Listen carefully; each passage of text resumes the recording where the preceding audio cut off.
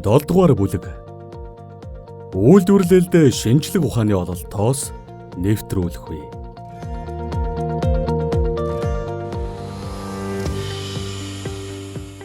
Орчин үеийн баялаг бүтээгчид шинжлэх ухаан, техник, технологийн хөгжлөөс хоцрохгүй сургалцаж, түүнийг бүрэн эзэмшиж байж, хурдцтай, чанартай бөгөөд одоогийн хэрэглэгчдийн шаардлагад нийцсэн бүтээл үйлдвэрлэж гаргах учиртай. Түүний тулд гадаад хэл сурахаас эхлээд судалгаа шинжилгээний ажилд оролцож, онлайн зохих мэдээлгээр өөрийгөө боловсруулах шаардлага бодит амьдралаас урган гарч ирж байна. Үйлдвэрлэлийг эрдэм судлалтай хослуулах зүй ёсны шаардлагыг Даваабаяр өөрийн санаачлан хэрэгжүүлж буй ажилласаа мэдэрлээ. Улс орны хөгжлийн төлөө ажиллах бүх салбарт ач холбогдолтой байдаг нэг салбар бол боловсрол юм. Хөдөө аж ахуйн салбар гэгтэл стандартыг ном журмын дагуу мөрдөөд ажиллавал амжилт гаргах боломж их байна. Аж үйлдвэрийн боловсролын салбар нь хоорондоо маш их уялдаатай байх ёстой. Оюутнууд дан ганц онлайн мэдлэг бус чадвар, дадлага, давхар эзэмшүүлэх нь чухал байдаг шиг үйлдвэрлэгчдэд ажлын дадлагаас гадна онлайн мэдлэг эзэмшүүлэх нь чухал байна. Сүүлийн жилүүдэд жижиг дунд үйлдвэрлэлийн асуудал нийгмийн анхаарлын төвд байдаг боллоо. Жижиг дунд үйлдвэр нь дэлхийн өндөр хөгжилтэй улсуудын төдийг үе хөгжиж буй орнуудын үндэсний эдийн засгийн хамгийн чухал салбар юм. Монгол улсад жижиг дунд үйлдвэрлэлийг дэмжих хөгжүүлэх чиглэлээр төрийн бодлогыг хэрэгжүүлэх, менежментийг сайжруулах, хууль эрх зүйн орчинг боловсронгүй болгох, бүс нутгийн эдийн засгийн тэнцвэртэй хөгжлийг хангах зэрэг нөхцөлийг бүрдүүлэх шаардлагатай байна. Баялаг бүтээгчдийг дэмжих холбооны ерөнхийлөгч Даваабаяр нь Монгол улсын жижиг дунд үйлдвэрийг хөгжүүлэхтэй холбоотой асуудлыг шийдвэрлэхэд өөрийн улсын хөгжлийн онцлог, боломжийг сайтар харгалзан үзэж, судалгаан суурилсан бодлогыг боловсруулах нь чухал гэж үзсэн юм. Даваабаяр нь Монголын үйлдвэрлэлд тулгамдж буй асуудлыг шинжлэх ухааны үндэслэлтэйгээр наривчлан судлахаар, шаргуу ажиллаж өөрийн мэдсэн судалсан зүйлээрээ бусдад нөлөөлж, бие биенээ дэмжин хамтран ажиллаж чадвал амжилтанд хүрнэ гэсэн төг сэтгэлтэйгээр шинжлэх ухааны ажилд бие сэтгэлээ зориуллаа. Тэрээр баялаг бүтээгчдийн борлуулалтыг нэмэгдүүлж, хэрэглэгчдэд их оронч худалдан авалтыг уриалгах нь баялаг бүтээгчид жижиг дунд бизнес эрхлэгчдийн судалгааны замын тэмдэглэл, баялаг бүтээгч жижиг дунд бизнес эрхлэгчдийн үйл ажиллагаанд хийсэн практик судалгаа, баялаг бүтээгчид болон жижиг дунд бизнес эрхлэгчдэд тулгамдж буй асуудалд хийсэн судалгаа, шийдэх арга зам, дүгнэлтүүд зэрэг бүтээлүүдээр эрдэм шинжилгээний хуралд илтгэл тавьж, шинжлэх ухааны хэвлэлүүдэд нийтлүүллээ. Монголын үндэсний үйлдвэрлэлийн өнөөгийн үйл ажиллагааг шинжлэх ухааны онол гадаадын хөгжилтэй орнуудын туршлагатай харьцуулан судалсан юм. Даваабаяр өөрийн хийсэн судалгаан дээрээ үндэслэн Монголын жижиг дунд үйлдвэрийг төрөөс дэмжих бодлогын хэрэгжилтийг судалсан сэдвээр докторийн зэргийг амжилттай хамгааллаа. Бизнесийн удирдлагын ухааны докторийн зэрэг хамгаалах эрдэмтдийн зөвлөлийн хурал дээр Даваабаярын илтгэлийг хэлэлцээд эрдэмтэн судлаач багш нарын өгсөн санал шүүмжээс сэрүүлвэл доктор профессор Содномд орж жижиг дунд үйлдвэрлэлийг төрөөс дэмжих асуудлыг наривчлан сайн судалсан байна. Ялангуяа хууль эрх зүйтэй холбож судалсан нь шинэлэг санаа гэж үзэж байна. Төрөөс жижиг дунд үйлдвэрлэлийг дэмжихэд зайлшгүй хэрэгжүүлэх үндсэн гол зүйлүүдийг тодорхойлсон тул би дэмжиж байна. Доктор профессор Пүрэв Даваг. Бодлого гэдэг бол удирдахуун шинжлэх ухааны цөм асуудал юм. Бодлогын шинжилгээ, бодлого судлалыг Даваабаяр анх хийж байгаагаараа онцлог юм. Бодлогыг судалж байж хэрэгжилтийг тодорхойлдог. Эндээс цаашид хийх олон шинэ зүйлийн санаа гарч ирж байгаа тул би дэмжиж байна. Доктор профессор Сүхбаатар. Санаачлан хийж бүтээж байгаа зүйлээ цаашид битгий орхиорой. Эдийн засагт яаж нөлөөлөл үзүүлдэг, түүний үр дагавар талаас нь наривчлан судлах хэрэгтэй байна. Доктор профессор Бат Тогтох. Даваабаярын хийсэн судалгаа нь энэ салбартаа анх хийгдэж байгаа гэдэг талаасаа шинэлэг байна. Том үйлдвэрүүд нь жижиг үйлдвэрүүдэд татаж, нэг цэг рүү харж, хамтран ажиллаж чадвал хөгжилд хүрнэ. Уг ажил зорилгоо биелүүлсэн тул дэмжиж байна. Доктор профессор Даваасүрэн. Жижиг дунд үйлдвэрийг хөгжүүлэх ажлыг өргөн хүрээтэй харж, хэрэгжүүлэх боломжуудыг судалснараа шинэлэг юм. Том үйлдвэрийг дагаад жижиг үйлдвэрүүдийг хөгжүүлэх асуудалд их нухацтай бодлоготой хандсан байна. Дэмжиж байна. Доктор профессор Бат Жаргал. Би энэ ажлыг их хорхоос шимтэн уншсан. Учир нь жижиг дунд үйлдвэрийг төрөөс дэмжих бодлогын хэрэгжилт хаана гацаж, хаана бодтой биелж байна гэдгийг мэдэх зорилготой байсан юм. Зорилгынхаа зарим хэсгийг энэ ажлаас олж харлаа.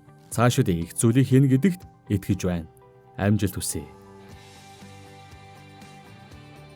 Жижиг дунд үйлдвэрлэлийг хөгжүүлэх гол тулгуур нь төрийн хэрэгжилт байгаа юм. Даваа Баяр энэ салбарын бодит ажлыг сайн мэддэг хүний хувьд их хөдөлмөрлсөн байна. Бодлогын хувьд судалж байгаагаараа анхны үр дүнтэй ажлын нэг боллоо. Доктор профессор Зэгима.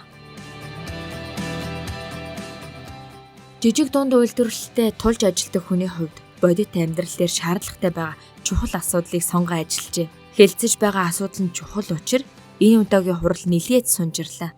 Урд нь эрдэм шинжилгээний хурал ингэж удаж байгаагүй юм байна. Эрдэмтэд ном хаялцсан, онлын мэдлэг, дадлаг чадвараа сорьсон ач холбогдолтой хурал боллоо. Даваа Баярт амжилт хүсье. Доктор профессор Оюун. Барьж авсан сэдв нь өнөөдөр жижиг дунд бизнес эрхлэгчдэд маш хэрэгтэй. Үүнийгээ судалсан, эрэл хайгуул хийсэн, харьцуулсан үнэлгээ, олсон үр дүнд хийсэн шинжилгээ зэрэг нь их сайн болсон харагдаж байна. Судалгаа хийхдээ Монгол орны өнцөг булан бүрт очиж жижиг дунд үйлдвэрлэгч нартай уулзаж ярилцаж байгаа нь докторийн ажил нь чансаатай болсныг илтгэж байна. Судалгааны үр дүн нь тодорхой баримт материал дээр тулгуурлагдсан, давуу сул талуудыг харуулж чадсан, өнөөгийн нийгэмд маш хэрэгтэй асуудлыг хөндөж чадсан зэрэгээрээ өндөр ач холбогдолтой болсон байна. Доктор профессор Пүрэв Сүрэн.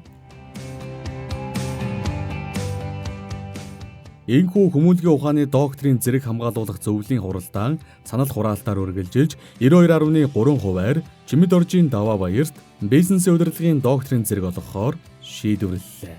Эрдэмтдийн зөвлөлийн докторийн зэрэг хамгаалах хуралдаан эрдэмтдийн санал нэгдсэн шийдвэрээр өндөрлөж Монгол улсын үйлдвэрлэлийн салбар нэгэн шин залуу эрдэмтнэр хүрээгээ дэллээ.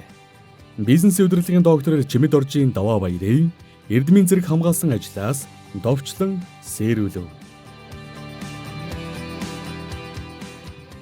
Жижиг дунд үйлдвэрийг төрөөс дэмжих бодлогын хэрэгжилтийг судалсан. 1-р бүлэг 1-1 жижиг дунд үйлдвэрийг төрөөс дэмжих бодлогын олон улсын дуршлаг. Дэлхийн нэг эдийн засагтай нэгдмэл зах зээлтэй болж байгаа өнөөгийн нөхцөлд өөрийн орны жижиг дунд үйлдвэрийн хөгжлийг дэмжих төрийн бодлогын тухай асуудлыг авч үзэхдээ даяаршлын 90 үеийн чиг хандлагад нийцүүлэн жижиг дунд үйлдвэрийн хөгжлөөр тэргүүлж буй улс орнуудын туршлагыг судлан үзэх шаардлага зүй ёсоор тулгарч байна. Бизнес эрхлэлтийн таатай нөхцөл бүрдүүлсэн байдлаар нь дэлхийн улс орнуудыг эренбэлдэг олон төрлийн рейтинг бий. Эдийн засаг бүс нутгийн хэмжээний рейтинг болон хоригдсан судалгааны бааз дээр суурилан Дэлхийн банк, олон улсын санхүүгийн корпорац хамтран боловсруулсан бизнес эрхлэлт рейтинг үнэлгээ хамгийн түгээмэл хэрэглэгддэг.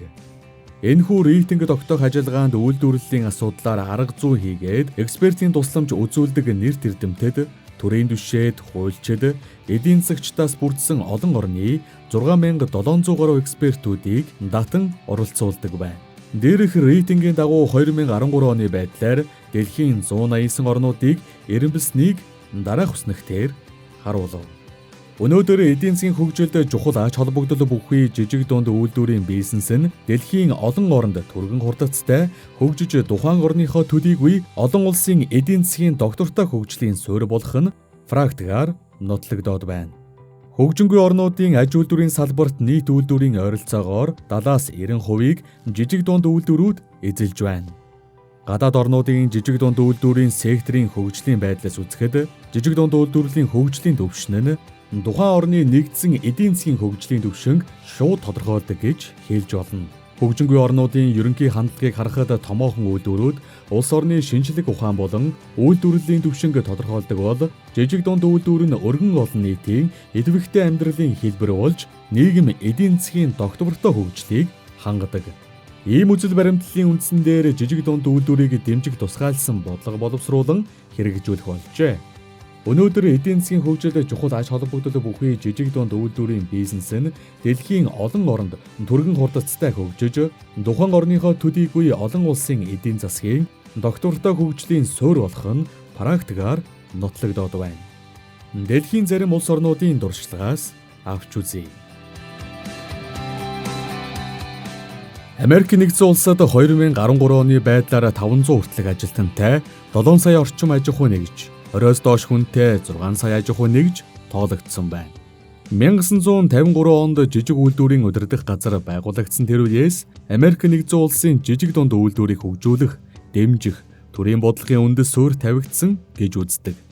Жижиг үйлдвэрийн удирдах газар нь Америк нэгдсэн улсын эдийн засгийн гол төвөд төдийгүй бодлогыг түгээн дэлгэрүүлэхийг хүлээн зөвшөөрсөн бүх томоохон хотуудын төлөөллүүдийг бүрэлдэхүүндээ багтаасан жижиг дунд үйлдвэрийн эрх ашгийг хамгаалдаг засгийн газрын түвшний байгууллага юм.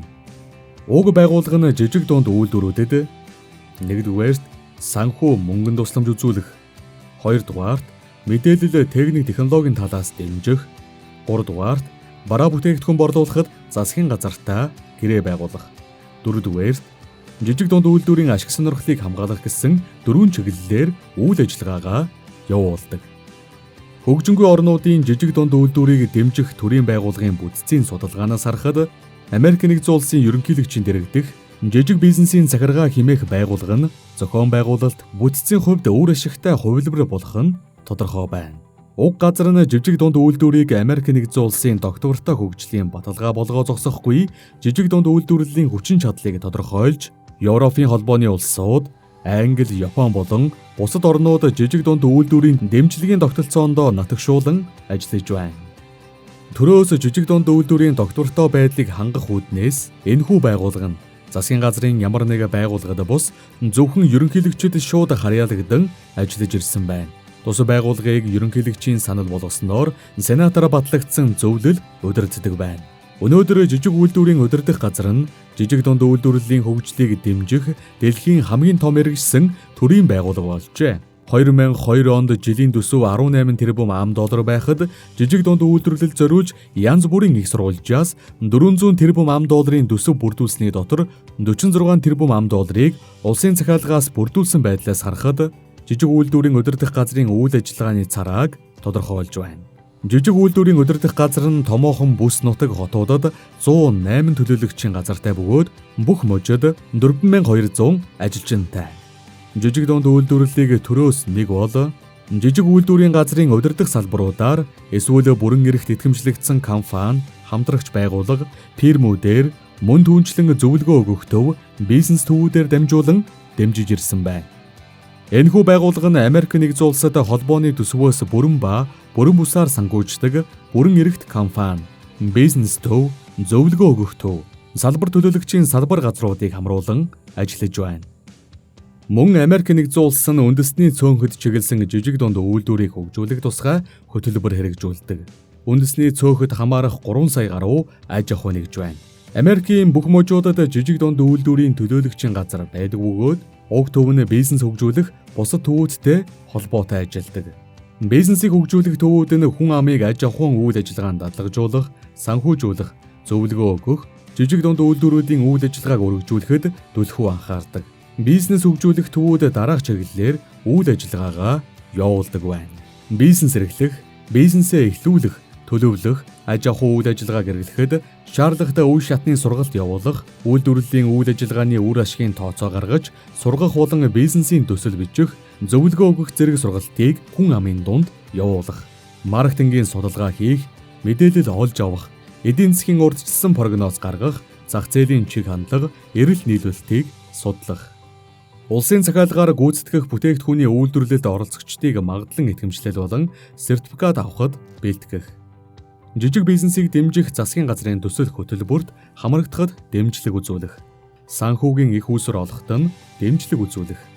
Зээл тусламж үзүүлдэг байгууллагуудад санхүүжилт болон санхүүгийн тусламж авах талаар хүсэлт гаргах, бичиг баримт бүрдүүлэхэд дэмжлэг үзүүлэх. Бизнесийн үйл ажиллагааг чиглүүлэх, байнгын зөвлөгөө өгөх, сургалт явуулах гэх мэт. Америк нэгэн судлаачийн тооцоолон гаргаснаар Америк нэгдсэн улсад 3 өрх тутмын нэг нь бизнес эрхэлдэг бөгөөд жижиг фирмүүдийн 20 хүртэлх хувь нь $1,000 үйл ажиллагаагаа эхлүүлж тэдгээрийн талаас илүү хувийнх нь жилийн орлого нь $1 сая хүртэл 2-3 жилийн дотор өсдөг ажээ. Баруун Европ болон Оросоос ялгаатай нь Америк нэгдсэн улс дахь жижиг дунд үйлдвэр нь хэмжээний хувьд харьцангуй том байдаг. Америкийн хуулиар эдийн засгийн үйл ажиллагаа эрхэлдэг 500-аас илүүгүй ажилтнтай хуулийн субъектыг жижиг дунд үйлдвэрлэл гэдэг категорид хамруулдаг бол 1000-аас 1500 ажилтнтай жилийн эргэлт нь 15 сая $8 илүүгүй аж ахуй нэгжийг ажиллаж буй салбараас нь хамаарч компани гэж үздэг юм.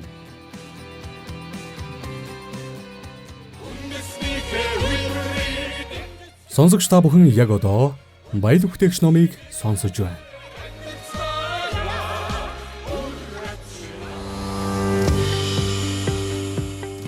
Япон улс дайны дараах цөөхөн жилийн дотор техник технологийн ололтыг үйлдвэрлэлд эрчимтэй нэвтрүүлж, улам боловсронгүй болгон үндсэндээ жижиг дунд үйлдвэрийн секторыг хөгжүүлэх замаар эдийн засгийн чадвараа өсрөнгүй өсгөж, дэлхийн хөгжингүй орнуудын тоонд орж чадсан байна. Японы үйлдвэрүүдийн 99.7%, үйлдвэрлэлийн салбарт ажиллагчдын 70%, нэмийн үртгийн 50%, дотоодын нийт бүтээгдэхүүний 50% буюу 3 тэрлон $, хөрөнгө оруулалтын 40%, экспортын бүтээгдэхүүний 15%-ыг жижиг дунд үйлдвэрийн сектор бүрдүүлдэг бөгөөд Япон улсын судлаачдын томьёо олсноор Япон улсын эдийн засгийн суурийг жижиг дунд үйлдвэр бүрдүүлдэг байна. Одоогоор Япон улсад нийт 54 сая ажлын хүчийг хамарсан 6 сая 500 мянган жижиг дунд үйлдвэрийн газар байдаг. Япон улсын жижиг үйлдвэрийг хөгжүүлэх бодлого нь төрийн төв байгууллага засгийн газар, орон нутгийн засаг захиргаа, бизнесийн томоохон байгууллага, жижиг дунд үйлдвэрийн бие даасан нэгдэл гэсэн газарт төвлөрч байна. Японы гадаад худалдаа үйлдвэрлэлийн яамд жижиг дунд үйлдвэрийн санхүүгийн асуудлыг эрхэлсэн тусгай хэлтэс ажилладаг. Энэ нь жижиг дунд үйлдвэрт санхүүгийн дэмжлэг үзүүлэх зорилгоор жижиг бизнесийн санхүүгийн корпорац, үндэсний санхүүгийн корпорац, түүнчлэн Соко Чукийн банк зэрэг байгууллагуудтай хамтран ажилладаг. Toyota, Honda, Sony гэх мэт том корпорациуд шигэсэн хотын жижиг үйлдвэрээс гараагаа эхэлсэн бөгөөд жижиг дунд үйлдвэрийн хөгжил нь зах зээл дээр хөрсөлдөөнийг хүчтэй болгож үйлдвэрлэлийн шин салбарыг бий болгон аж үйлдвэрийн бүтцийг хувирхан өөрчлөх хамгийн гол хөшөөрөг гэж Япончууд үзэж байна. Японы ололт амжилт нь төр засгийн зүгээс техник технологи, шинжлэх ухааны багтаамжинд суурилсан үйлдвэрлэл тэр дундаа жижиг дунд үйлдвэрийг дэмжиж ирсний үр дүн юм. Жижиг дунд үйлдвэрийн үйл ажиллагааг докторжуулах ажлыг Японы засгийн газрын байгууллага болох жижиг үйлдвэрийн удирдах газар зохион байгуулж ирсэн бөгөөд төрийн бодлогын дараах үндсэн чиглэлийг баримталдаг. Жижиг дунд үйлдвэрүүдэд монополийн эсрэг хууль хэрэгжиж байгаа эсэхэд хяналт тавих, жижиг дунд үйлдвэрлэлийн ашиг сонирхлыг хангахын зэрэгцээ дэмжих, бизнес эрхлэгчдэд тавих төрийн хяналтуудыг хязгаарлах, гэрээний үндсэн дээр захиалагч гүйцэтгэгчийн хүлээх хариуцлагыг тодорхойлох гэх мэт. Япон улс нь жижиг дунд үйлдвэрийн янз бүрийн салбарын хөгжилд таатай нөхцөл бүрдүүлж өгөхийн хамтаар тухайн субъектэд монополийн эсрэг хуулийн заалт хэрхэн хэрэгжиж байгаад хатуу хяналт тавьдаг байна. Түүнээс гадна жижиг дунд үйлдвэрт зориулсан янз бүрийн хөнгөлөлт олгох, үйлдвэрлэн гаргаж буй бүтээгдэхүүн түүний зохицуулалт хийж, жижиг дунд үйлдвэрүүдийн бүх түвшинд санхүүгийн болон зөвхөн туслах дэмжлэг үзүүлж иржээ. Япон улсын жижиг дунд үйлдвэрийн хувьд хөрөнгийн чадвах ядамаг, санхүүжилт суур муутай, үнэт цаасны зах зээл дээр хөрөнгө босгох чадамж сул байдаг. Өөрөөр хэлбэл үйл ажиллагаа хэвэн явуулах, мөнгөн хөрөнгө хомсдолтой байдаг нь жижиг дунд үйлдвэрийн тулгамдсан асуудал гэж үздэг учраас засгийн газраас харьяа санхүүгийн байгууллага байгуулж, жижиг дунд үйлдвэрүүдэд зориулсан бага хүйтэй, урт хугацааны зээл олгох тогтолцоог бүрдүүлсэн байна. Жижиг дунд үйлдвэрийг дэмжих төрийн санхүүгийн байгууллага нь 2 төрлийн дэмжлэг үзүүлж иржээ. Үүнд бодлогын чанартай санхүүгийн дэмжлэг, үйл ажиллагааны шинжилэлт юм уу, гадаадад салбараа нээхэд дэмжлэг үзүүлэх. Аюулгүй байдлын санхүүгийн дэмжлэг, төр зуурын хүндрэлтэй байдалд орсон болон газар хөдлөлт болон хар салхи гэх мэт байгалийн гамшигаас хохирол амссан жижиг дунд үйлдвэрлэл. Жижиг дунд үйлдвэрүүд дотор менежментийн их үүсвэр муутай, үйлдвэрлэлийн бүтээмж доогуур, бичил үйлдвэрүүдийг менежментийн талаас нь дэмжихийн тулд төрийн сангаас барьцаагүй зээл, батлан даагчгүй зээл, бага хүүтэй зээл авах зэрэг дэмжлэг үзүүлдэг байна. Японд бичил үйлдвэрлэлийг барьцаан тавих үн цэнтэй хөрөнгө байхгүй. Менежментийн үйл ажиллагаанд докторуугүй, санхүүгийн тооцоо, бизнес төлөвлөгөө боловсруулах чадвар сул зэрэг шалгуур үзүүлэлтээр аж ахуй нэгжүүдийг бичил үйлдвэрлэлийн ангилалд оруулдаг бөгөөд төрөөс дараах байдлаар дэмждэг.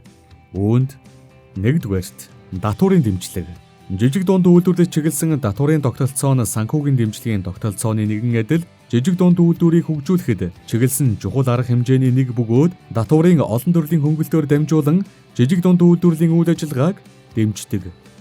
Тоног төхөөрөмжийн хөрөнгө оруулалт, дуршилт судалгаанд зориулсан хөрөнгө оруулалт, үйл ажиллагааны доктортой шинж гэх мэт олон үзүүлэлтүүдийг харгалзсан татварын ялгууртай тогтолцоо үйлчилдэг байна. Хоёрдугаард доктортой үйл ажиллагааны дэмжлэг. Энэ нь Японы аж үйлдвэрийн хөгжлийн тухай хуулийн хэсэгжилсэн нэмэлт өөрчлөлтийн хүрээнд жижиг дунд үйлдвэрийн салбарт ажлын байр, техник технологиг доктортой хадгалах, жижиг дунд үйлдвэрийг цаашид үйл ажиллагааны хүрээгээ тэлж, шинэ салбарт шинэ үйл ажиллагаа эхлүүлэх ажлыг эрчимжүүлэхэд чиглэсэн дэмжлэг юм. Үйл ажиллагааны гол агуулга нь хуулийн хүрээнд жижиг дунд үйлдвэрийн үйл ажиллагааг магадлан идэвхжлэх, байгууллагуудын үйл ажиллагааг эрчимжүүлж, түүгээр дамжуулан үйл ажиллагаагаа доктортой үргэлжлүүлэхэд зөвлөн туслах. Үйл ажиллагаа нь доктортой үргэлжилж байгаа холбогдох газруудаар магадлан идэвхжлэгдсэн жижиг дунд үйлдвэрүүдэд санхүүгийн тусламж үзүүлэх зэрэгт голлон чиглэдэг байна. 3 дугаард технологийн дэмжлэг. Бүтээгдэхүүн үйлдвэрлэн гаргадаг жижиг дунд үйлдвэрүүдийн хувьд орчин үеийн шинэ технологиг нэвтрүүлэхийн тулд дараах чиглэлд түлхүү дэмжлэг үзүүлж байна. Суурь технологийн судалгаа, шинжилгээ хийх, судалгааны үр дүнг туршин нэвтрүүлэх, нэмэн үрдэг өндөртэй бүтээгдэхүүн үйлдвэрлэлийг эрчимжүүлэх. Үйл ажиллагааны шинжилэлд чиглэсэн дэмжлэг. Хүнс хөдөө аж ахуй, загас агнуурын бизнес эрхлэгчид болон жижиг дунд худалдаа аж үйлдвэр эрхлэгчдийн салбарын дотоод дахь хамтын ажиллагааг дэмжих. Жижиг дунд үйлдвэрийн ялгаа бүхий салбаруудын хамтын ажиллагааг дэмжих. Бүс нутгийн байгалийн нөөц баялагийг ашигласан жижиг дунд үйлдвэрийг дэмжих гэх мэт. 4-дүгээрт худалдааны гудамжийг хөгжүүлэх дэмжлэг. Японы худалдааны гудамжууд бол жижиг дунд үйлдвэр эрхлэгчдийн хувьд үйлчлүүлэгч нартайгаа ойртох, олон нийтэд харилцах, үүргээ гүйцэтгэх чухал талбар юм. Тиймээс худалдаа болон аж үйлдвэрийн салбарын хамтын ажиллагааг бэхжүүлэх, хөгжүүлэхэд энэхүү худалдааны гудамжууд дахь жижиг дунд үйлдвэрийн менежментийг дэмжих нь чухал гэсэн үзэл баримтлал байдаг.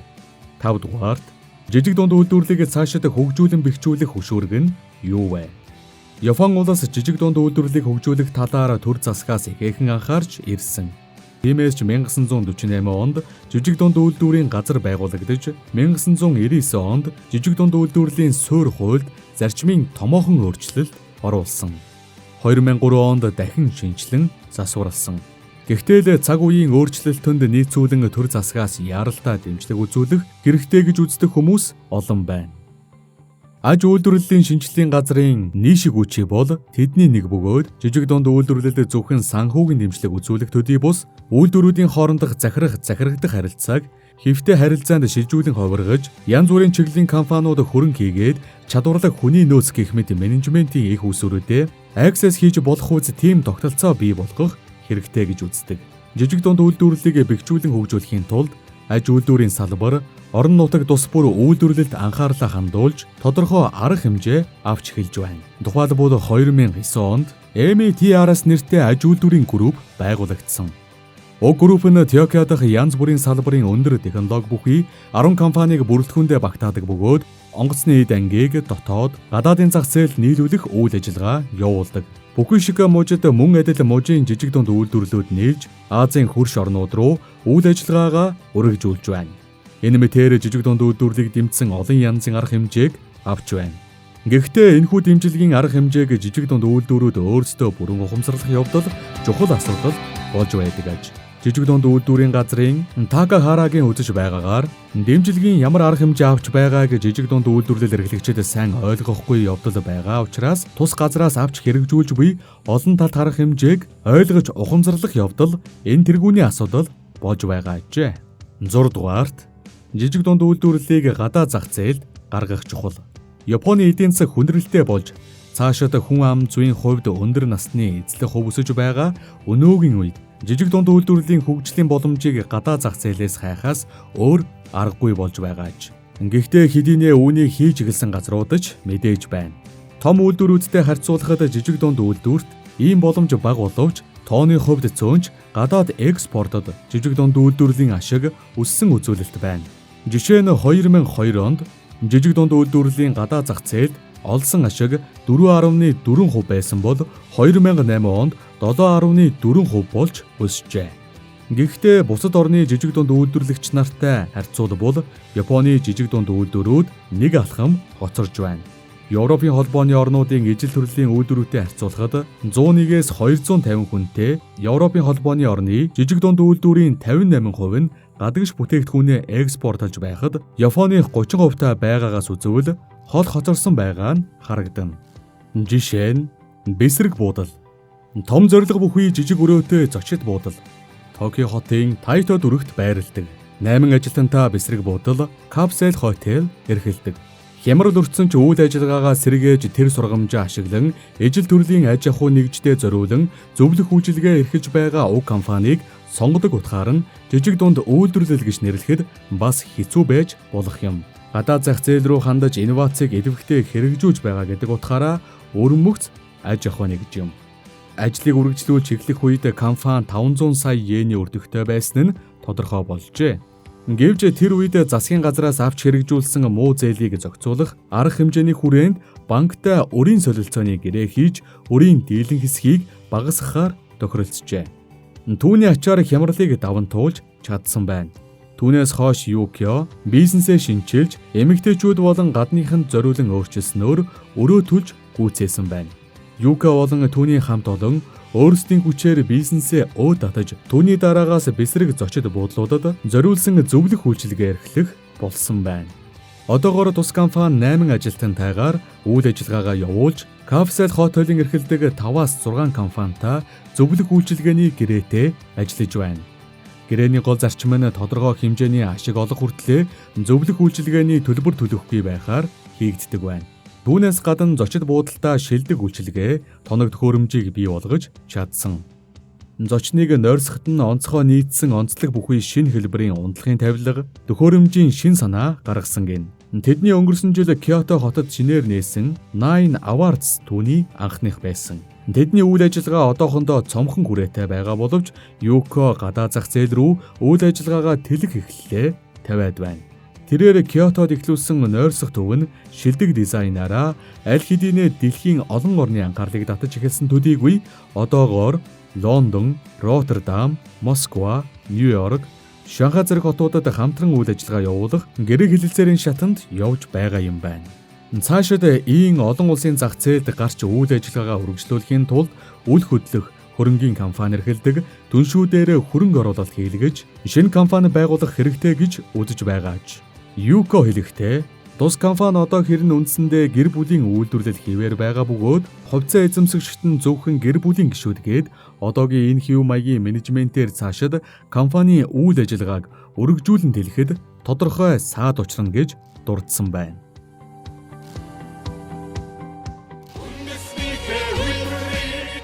Сонсогч та бүхэн яг одоо баялаг бүтээгч номыг сонсож байна.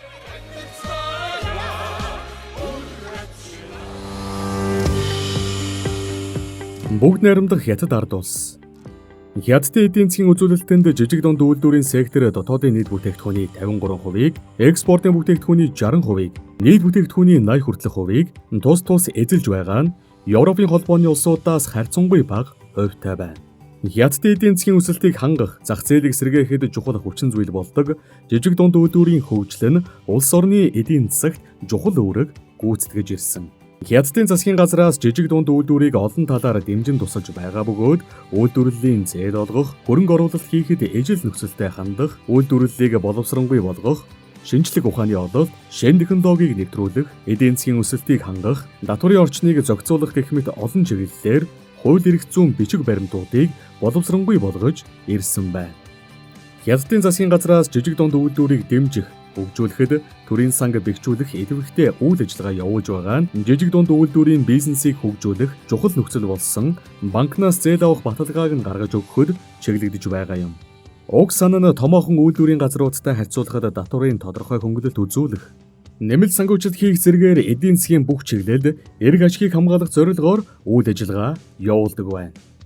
Жижиг дунд үйлдвэрийг төрөөс дэмжихэд бизнесийг хорших, зохицуулалт хийх үйл ажиллагаа тодорхой байр суурь эзэж байгаа бөгөөд түүнийг дэмжих чиглэлд гадаадын байгууллагуудтай хамтран ажиллах, тусгай нөхцөл бүрдүүлэх зорилт тавин ажиллаж байна. Хятадын эдийн засгийн хөгжлийг дэмжих өөр нэгэн чухал байгууллага бол 2001 онд байгуулагдсан төрийн мэдээллийн алба юм. Энэ алба нь интернет сайтуудаар дамжуулан хүн амд зөвлөх, туслах, үйл ажиллагаа явуулдаг бөгөөд орон даяар байрсан сүлжээг ашиглан хөдөлмөрийн зах зээлийн байдал, үйлчилж буй хууль журмуудын өөрчлөлт, шинжилэлт, бизнесийн хөгжил, техник технологийн сүүлийн үеийн ололт, амжилт зэрэг жижиг дунд үйлдвэрийн талаарх цаг үеийн мэдээллээр хүн амыг хангах нөхцөлийг бүрдүүлж байна. Үүний үр дүнд жижиг дунд үйлдвэрийн сектор нь Хятадын эдийн засагт шинэ ажлын байр бий болгож, түүгээрээ дамжуулан инновацийн технологиг эзэмшихэд элбэгтэй оролцоо болжээ. Хятад улсын төр засгийн зүгээс татварын эрх зүйн актуудыг нь боловсронгүй болгох, дэмжих сан байгуулах, хөрөнгө оруулалтыг нэмэгдүүлэх, зээлийн хөтөлбөрийг өргөжүүлэх гэх мэт олон чиглэлээр жижиг дунд үйлдвэрийг дэмжихэд ихээхэн анхаарал хандуулж байна.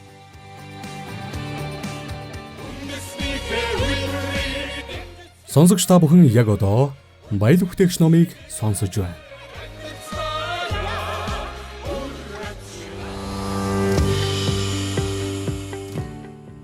Сингапур улс.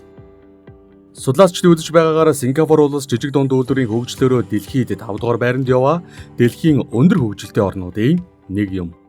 Сингапурт жижиг дунд үйлдвэрийн 140 мянга орчим аж ахуй нэгж, үйл ажиллагаагаа явуулж, нийт үйлдвэрийн газруудын 90 гаруй хувийг бүрдүүлж, хүн амын ажлын байраар хангахад чухал үүрэг гүйцэтгэж байна. Сингапурын эдийн засгийг хөгжүүлэх гол нөхцөл нь жижиг дунд үйлдвэрийг олон талаар дэмжин туслах явдал гэж эдийн засагчид үздэг ба худалдаа тээвэр, санхүү, аялал жуулчлалын зэрэг хүн амын дийлэн хэсэг нь ажилтг салбаруудыг дэмжих эрх зүйн актуудаар дамжуулан бизнес эхлүүлэх, бизнесийн дасралтгүй үйл ажиллагаа явуулах таатай нөхцөл бүрдүүлэх, гадны хөрөнгө оруулалтыг татахад чиглэсэн бизнес гарааны нөхцөл дээр нь онцгой хөнгөлөлт үзүүлэх, мөнгөн хуримтлал үүсгэх баталгааг нь хангах, татварын хөнгөлөлтийг эрх зүйн орчныг бүрдүүлэх зэрэгт төрөөс ихээхэн анхаарал хандуулдаг. Сингапурын засгийн газар жижиг дунд үйлдвэрийн олон улсын зах зээлд өрсөлдөх чадварыг дээшлүүлэх асуудалд анхаарлаа хандуулж, жижиг дунд үйлдвэрийн хөгжлийг дэмждэг. Сингапурын жижиг дунд үйлдвэрийг дэмжих зорилгоор тусгайлан байгуулсан Spring агентлаг нь чухал үүрэг гүйцэтгэдэг. Уг агентлаг нь жижиг дунд үйлдвэрийг дэмжих хөтөлбөрөөр боловсруулах, хэрэгжүүлэх, жижиг дунд үйлдвэрийн үйлдвэрлэлийн чадварыг сайжруулах, жижиг дунд үйлдвэрт зөвлөгөө өгөх, жижиг дунд бизнесийг удирдан явуулах, боловсон хүчин бэлтгэх зэрэг үйл ажиллагаагаа явуулж иржээ. Үүнээс гадна Сингапурт зээлийн хөнгөлөлт, зээлийн эрсдлийн даатгал, мөнгөн тусламж, боловсон хүчнийг чадваржуулах, санхүүгийн сургалт явуулах зэрэг олон томоохон хөтөлбөрүүдийг хэрэгжүүлж байна.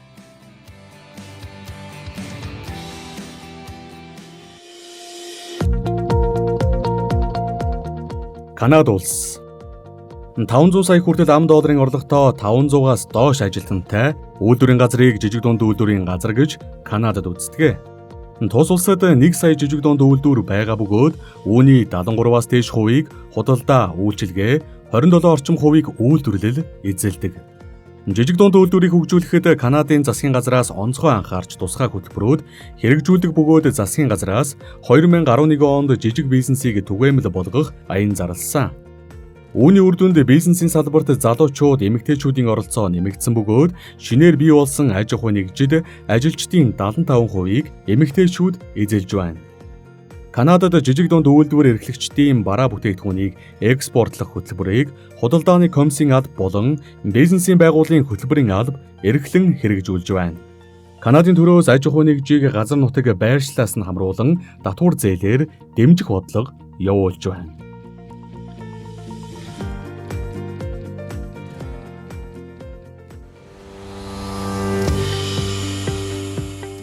Европын зарим орнуудын дуршлагаас. Европын орнууд дахь жижиг дунд үйлдвэрийн хөгжлийн олон жилийн дуршлагаас үзвэл жижиг дунд үйлдвэр нь өрсөлдөөний хөшүүрэг болохын зэрэгцээ томоохон үйлдвэрүүдэд шинэ техник технологи нэвтрүүлэх, үйлдвэрлэлийн үр ашгийг дээшлүүлэх замаар улс орны эдийн засагт асар их үүрэг гүйцэтгэдэг. Европод жижиг дунд үйлдвэрийг докторжуулах, дэмжих өвөрмөс тогтолцоо өнгөрсөн зууны 70-аад оноос бүрэлдэн бий болсноос хойш эдүүгээ хүртэл жижиг дунд үйлдвэрийг дэмжих сан байгуулах, төрөл бүрийн хөтөлбөрийг хэрэгжүүлэх замаар улам боловсронгүй болж ирсэн байна. Европын холбооны улсуудын хэмжээнд хэрэгжүүлж буй жижиг дунд үйлдвэр дэмжих бодлого нь төрөө ба бизнесийн ашиг сонирхлыг зохицуулах, үйлдвэрлэлийн үйл ажиллагаа явуулах таатай нөхцөл бүрдүүлэх, жижиг дунд үйлдвэрлэлийн өрсөлдөх чадварыг бэхжүүлэх гэсэн багц асуудлуудад голлон чиглэж дараах үндсэн хэлбэрээр хэрэгжиж байна. Санхүүгийн дэмжлэг үзүүлэх, Жижиг дунд үйлдвэрийг дэмжих захиргааны шат дамжлагыг хэлбэршүүлэх, Европын холбооны хэмжээний шийдвэр гаргах үйл ажиллагаанд жижиг дунд үйлдвэрийн эрх ашгийг төлөөсөн холбоодыг оролцуулах. Судалгаа, шинжилгээ, инновац, боловсон хүчин бэлтгэх зэрэг асуудлаар жижиг дунд үйлдвэрт дэмжлэг үзүүлэх. Жижиг дунд үйлдвэрийн үйл ажиллагааны үр ашгийг бууруулж буй нэгдмэл зах зээлийн үйл ажиллагаа ба өрсөлдөөний зөрчил хажуудлыг арилгах. Жижиг дунд үйлдвэрүүдийн бүтээгдэхүүний өрсөлдөх чадварыг дээшлүүлэх, түүнийг гадаадын зах зээлд гаргахад чиглэсэн үйл ажиллагааг дэмжих. Европын холбооны улсуудын хүн ам жижиг дунд үйлдвэрийн хоорондын хамтын ажиллагааны янз бүрийн хэлбэрийг дэмжих, үзэл санааг дэлгэрүүлэх зэрэг чиглэлүүд болно. Европын холбоо нь жижиг дунд үйлдвэрийг дэмжих найдвартай дэд бүтэц бүрдүүлсэн. Тухайлбал гишүүн бүх орнуудад жижиг дунд үйлдвэрийн хөгжлийг докторжуулан дэмжих, төр болон хувийн хвшлийн хоорондын үйл ажиллагааны боловсронгүй сүлжээ бүрэлдэн тогтсон байна. Хэрэгжүүлэх институцийн хувьд Европын холбооны гишүүн орон бүрт жижиг дунд үйлдвэрийг хөгжүүлэх бодлогыг эдийн засаг, худалдааны аж үйлдвэрийн яам нь боловсруулж, төрийн бусад байгууллагууд тус бүр эрхэлсэн асуудал, үйл ажиллагааныхаа чиглэлээр жижиг дунд үйлдвэрүүдийг дэмжин ажилдаг. Төрийн бус өмчийн санхүүгийн байгууллагууд, ялангуяа арилжааны банкуд нь жижиг дунд үйлдвэрүүдэд зээлийн дэмжлэг үзүүлж, судалгааны болон зөвлөх байгууллагууд, маркетинг, менежмент, хөгжлийн асуудлаар болон мэдээллийн технологи нэвтрүүлэх зэрэг олон чиглэлээр ажилдаг.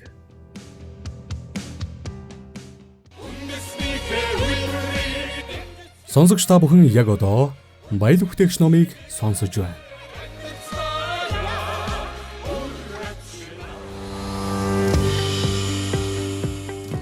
Холбооны бүгд найрамдах Герман улс. Герман улс нь жижиг дунд үйлдвэрийн шалгуурыг тогтоохдоо Европын комиссийн 2003-361 AG зөвлөмжийг 2005 оны 1-р сарын 1-ээс баримтэлж эхэлсэн. Герман улс 10-аас доош ажилтнтай, жилийн эргэлт нь актив 2 сая еврогоос ихгүй бол бичил 10-аас дээш 49 хүртэлх ажилтнтай, жилийн эргэлт актив 10 сая еврогоос ихгүй бол жижиг, 50-аас 249 хүртэлх ажилтнтай, жилийн эргэлт актив 50 сая еврогоос ихгүй бол дунд хэмжээний үйлдвэрт тооцогддог. Европын холбоонд 250-аас дээш ажилтнтай, 43-аас 50 сая еврогийн жилийн эргэлт активын хүчин чадалтай бол том компани гэж үздэг байна. Германы холбооны статистикийн 2010 оны тайлан мэдээгээр Герман улсад 1 сая ажилтнтай, 25,000 орчим жижиг дунд үйлдвэр байна. Герман улсын жижиг дунд бизнесийн судалгааны хүрээлэнгээс жижиг дунд үйлдвэрийн бүрэлдэхүүн, үйлдвэрлэлийн эрхлэх чиглэлийг дараах байдлаар гаргасан байна. Нийт компани тоо 99.6%, үйлдвэрлэлийн чиглэлээр сургалтанд хамрагдагсад 83.2%, бизнес эрхлэгчид 60%, нэмэгдсэн өртөг 51.8%, бараа бүтээгдэхүүний эргэлт 37.8% байна. Герман улсын эдийн засаг технологийн яамны дэргэд бүс нутгийн эдийн засгийн бүтцийг сайжруулах, хуулийн хүрээнд жижиг дунд бизнесийг дэмжих, жижиг дунд бизнесийн инновацийн цөм хөтөлбөр, эдийн засгийн сул дорой бүсэд хөрөнгө оруулалт хийх, тэтгэмж олгох гэсэн 2 хөтөлбөр хэрэгжиж байна. Жижиг дунд бизнесийн инновацийн цөм хөтөлбөрийн хүрээнд 500 хүртэлх ажилтнтай жижиг дунд үйлдвэрүүд, эрдэм шинжилгээний байгууллагууд хамтран инновацийн төслийг хэрэгжүүлдэг. Хамтарсан төсөл нь дараах 3 төрөлтэй. Хамтарсан төсөл 2-оос 5 компани болон эрдэм шинжилгээ судалгааны байгууллагын хамтарсан. Бие даасан төсөл, компани дангаараа, сүлжээний төсөл 6-аас доошгүй компаниуд групп болж нэгдэх. Эдийн засгийн сул дорой бүсэд хөрөнгө оруулалт хийх, тэтгэмж олгох хөтөлбөр нь жижиг дунд үйлдвэрт хөрөнгө оруулалт хийх, татвараас чөлөөлөх, засгийн газрын захиалгаар төсөл хэрэгжүүлэх, шинээр үйл ажиллагаа эхэлж байгаа компаниудад баталгаа гаргаж өгөх, жижиг дунд үйлдвэрүүдэд ажиллах боловсон хүчнийг бэлтгэх, мэргэжшүүлэх тогтолцоог бий болгох, бусад төрлийн дэмжлэг үзүүлэх гэсэн үндсэн чиглэлээр хэрэгжиж байна. Жижиг дунд үйлдвэрийн үйл ажиллагааны шин салбарт үйл ажиллагааг идэвхжүүлэхэд эрсдлийн сан онцгой ач холбогдолтой юм. Германд 2001 онд эрсдэл бүхий үйлдвэрийг дэмжихэд зориулж, жижиг технологийн компани зориулсан эрсдлийн хөрөнгө нэртэй хөтөлбөр боловсруулан, энэ хүрээнд эрсдлийн хөрөнгийн холбооны сангууд болон донор байгууллагаас эрсдэл бүхий 1000 шинэ үйлдвэрт 0.5 тэрбум еврог зарцуулжээ. Германы засгийн газар эрсдлийн хөрөнгийн зах зээлийн хөгжлийг дэмжиж, Германы сайн дурын хөрөнгө оруулагчдыг хөхүүлэн үндэсний сүлжээ байгууллагатай ажилласнаар сүүлийн жилүүдэд 40 байгууллагаар игнэгээ тэлсэн байна. Жижиг дунд үйлдвэрийн салбарт гарч байгаа шинтгэлийн өсөлт, технологийн хурдцаар 6 төрлийн хөтөлбөр хэрэгжиж байгаач.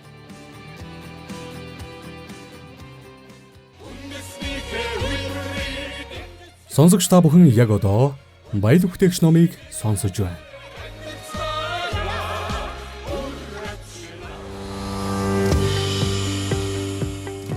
Франц улс. Франц улсад 50-аас доош ажилчинтай аж ахуй нэгжийг жижиг гэж үздэг. Франц улсад 250 мянган жижиг үйлдвэр байгаа ба шинэ ажлын байрны 40-оос 50%-ийг бий болгож байна. Одоогийн байдлаар Франц улсад 3 сая гаруй жижиг дунд үйлдвэр байна. Жижиг үйлдвэрийн газруудын бараг тал хувийг өрхийн үйлдвэрлэл, хувийн бизнес эрхлэгчид эзэлдэг. Жижиг дунд үйлдвэрийг шинээр бий болгох, үйлдвэрлэлийг өргөжүүлэх зорилготой үндэсний агентлаг байгуулагдсан. Франц улсад шинээр байгуулагдсан аж ахуй нэгжүүдэд эхний 2 жилд татвараас чөлөөлөх, татварыг бууруулах, зээлийн хөнгөлөлт үзүүлэх зэрэг бодлого явуулж байна. Мөн ажилгүйчүүдэд хувийн бизнес эрхлэгт нь дэмжлэг үзүүлэх тусгай хөтөлбөр хэрэгждэг. Тэдний 1 жилийн болон 3 жилийн хугацаанд татвараас чөлөөлдөг. Муж нутгийн жижиг үйлдвэрүүдийг дэмжихэд чиглүүлэн төрөл бүрийн сангаар дамжуулан санхүүгийн дэмжлэг үзүүлэх тусгай хөтөлбөрүүдийг хэрэгжүүлдэг байна.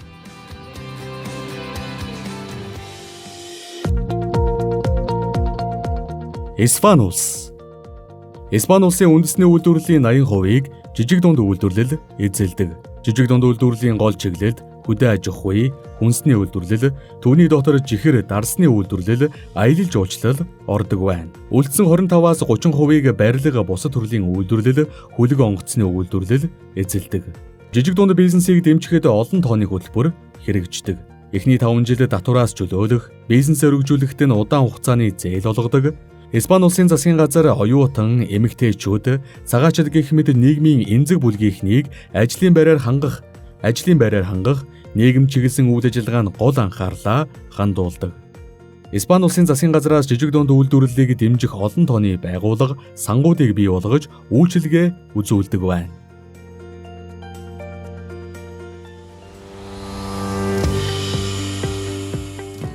Оросын холбооны улс.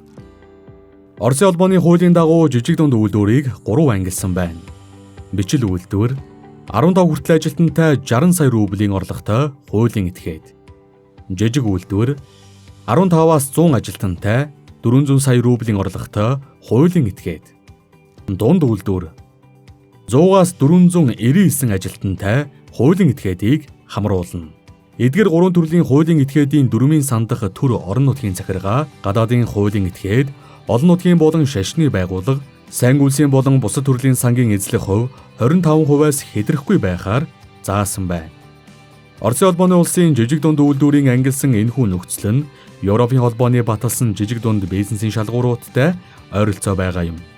2013 оны байдлаар Оросын холбооны улсад 2 сая 500 мянга орчим хуваарь бизнес эрхлэгч, 2 сая орчим жижиг дунд үйлдвэр байна. Жижиг дунд бизнесийн дотоодын нийт бүтээгдэхүүнд эзлэх хувь нь 23-аас 25% байгаа нь хөгжингүй орнуудынхаас нэлээд бага байгаа юм. 2005-аас 2012 онд холбооны түвшинд жижиг дунд бизнесийн санхүүгийн хувьд дэмжих олон их үүсвэр бий болсон.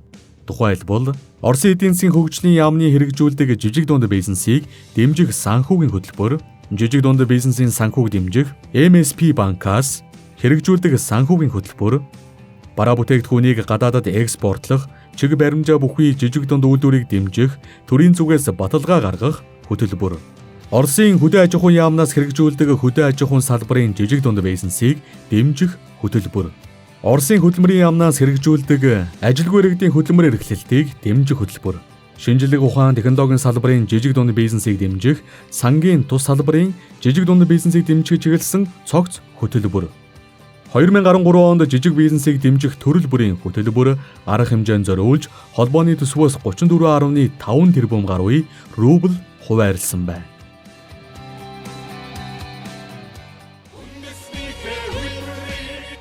Сонсогч та бүхэн яг одоо баялаг бүтээгч номыг сонсож байна.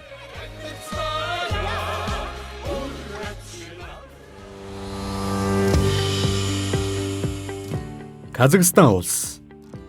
Казахстаны жижиг дунд бизнес эрхлэгчдийн тоо сүүлийн 8 жилд бараг 2 дахин өсч 2012 оны байдлаар 1 сая 400 мянгад хүрчээ.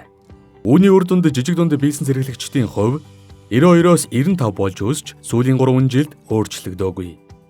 Энэ маягаар хувийн бизнес нь хүн амын эдийн засгийн идэвхтэй хэсгийн дунд нийтлэг болж байгаа бөгөөд энэ нь тус улс дахь бизнесийн уур амьсгал таатай байгааг гэрчилж байна.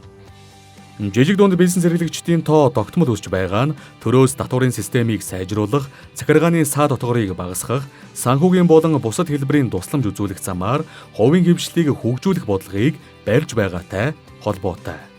Жижиг дунд бизнес эрхлэгчдийн хувьд эрх зүй зохион байгуулалтын хувьд хуулийн этгээд болж бүртгүүлэхгүйгээр өөрөөр хэлбэл компани байгуулахгүйгээр бизнесийн үйл ажиллагаа эрхэлдэг хүмүүс голлогчийн дарж байна. Тэдний тоо 2013 оны 1-р сарын байдлаар 527,900 буюу жижиг дунд бизнес эрхлэгчдийн 69%-ийг эзэлж байна. Үүнээс хөдөө аж ахуй эрхлэгч 164,722%, тэдний 71,300 компани байгуулсан бөгөөд идэвхтэй жижиг дунд бизнес эрхлэгчдийн 9%-ийг эзэлж байна. Эрх зүй зохион байгуулалтын хувьд идэвхтэй жижиг дунд бизнес эрхлэгчдийн хувьд 2005-аас 2012 оны хооронд дараах чиг хандлага ажиглагджээ. Үүнд хувийн бизнес эрхлэгчдийн тоо сүүлийн 8 жилийн дотор 78%-аар өсжээ. Үүнээс идэвхтэй жижиг дунд бизнес эрхлэгчдийн дундах хувийн бизнес эрхлэгчдийн эзлэх хөв 2005-аас 2012 онд 59%-ээс 69% болтол өсжээ. Хөдөө аж ахуй эрхлэгчдийн тоо 5%-аар өсөв. Идэвхтэй жижиг дунд үйлдвэрлэл эрхлэгчдийн дундах тэдний эзлэх хөв 2005-аас 2012 онд 31%-аас 22% болж бууржээ. Хуулийн этгээдийн бүртгэлтэй жижиг дунд бизнес эрхлэгчдийн тоо 2005 оноос хойш 34%-аар өсжээ. Идэвхтэй жижиг дунд бизнес эрхлэгчдийн дундах хуулийн этгээдийн бүртгэлтэй жижиг дунд бизнес эрхлэгчдийн эзлэх хувь 2005 оноос хойш 1%-аар буурч 9%-ийг эзлэх болов. Казахстаны засгийн газар бизнесийн салбарыг санхүүгийн бус аргаар дэмжих Даамуу сангийн дуршлага үр дүн гүнэлж үзээд 2020 оны бизнесийн замын зураг хөтөлбөрийг бизнесийн боломжийг сайжруулах нэртэй төслөөр баяжуулжээ. Дээр хөтөлбөрт эдийн засгийн томоохон салбарт ажилладаг бизнес эрхлэгчид хамрагдах боломжтой. Энэ хөтөлбөр 3 чиглэлд хэрэгждэг.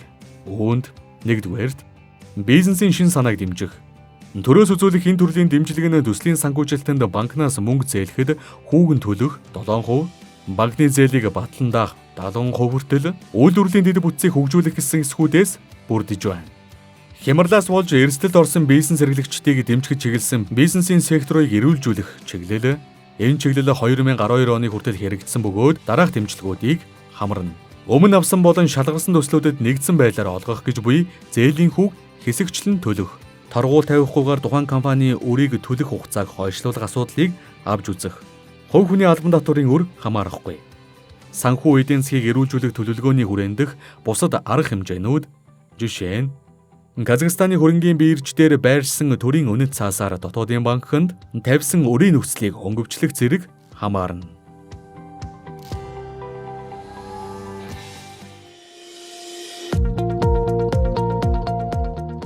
Беларусь улс.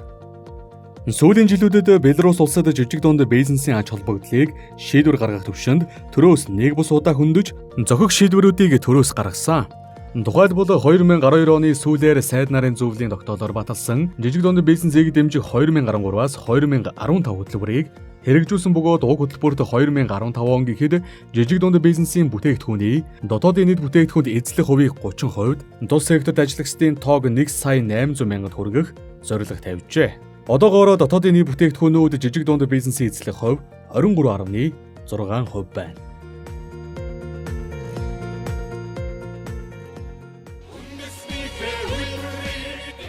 Сонсогч та бүхэн яг одоо баялаг бүтээгч номыг сонсож байна.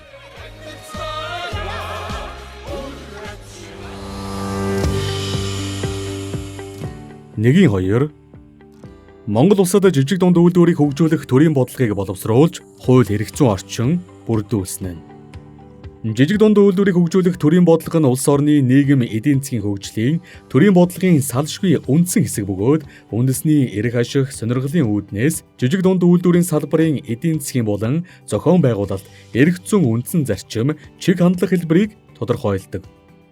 1-р үе шат 1990 оны ардчилсан хувьсгалын дараа Монгол улсын эдийн засаг Нийгмийн салбарт гаргасан томоохон өөрчлөлтүүдийн нэг нь жижиг дунд үйлдвэрийн салбар шинээр бий болж, хуваарай хөдөлмөр эрхлэгчдийн тоо нэмэгдэн, энэ чиглэлийн хөдөлмөр эрхлэгчдийг төрөөс бодлогоор дэмжих анхны алхам хийгдэж эхэлжээ.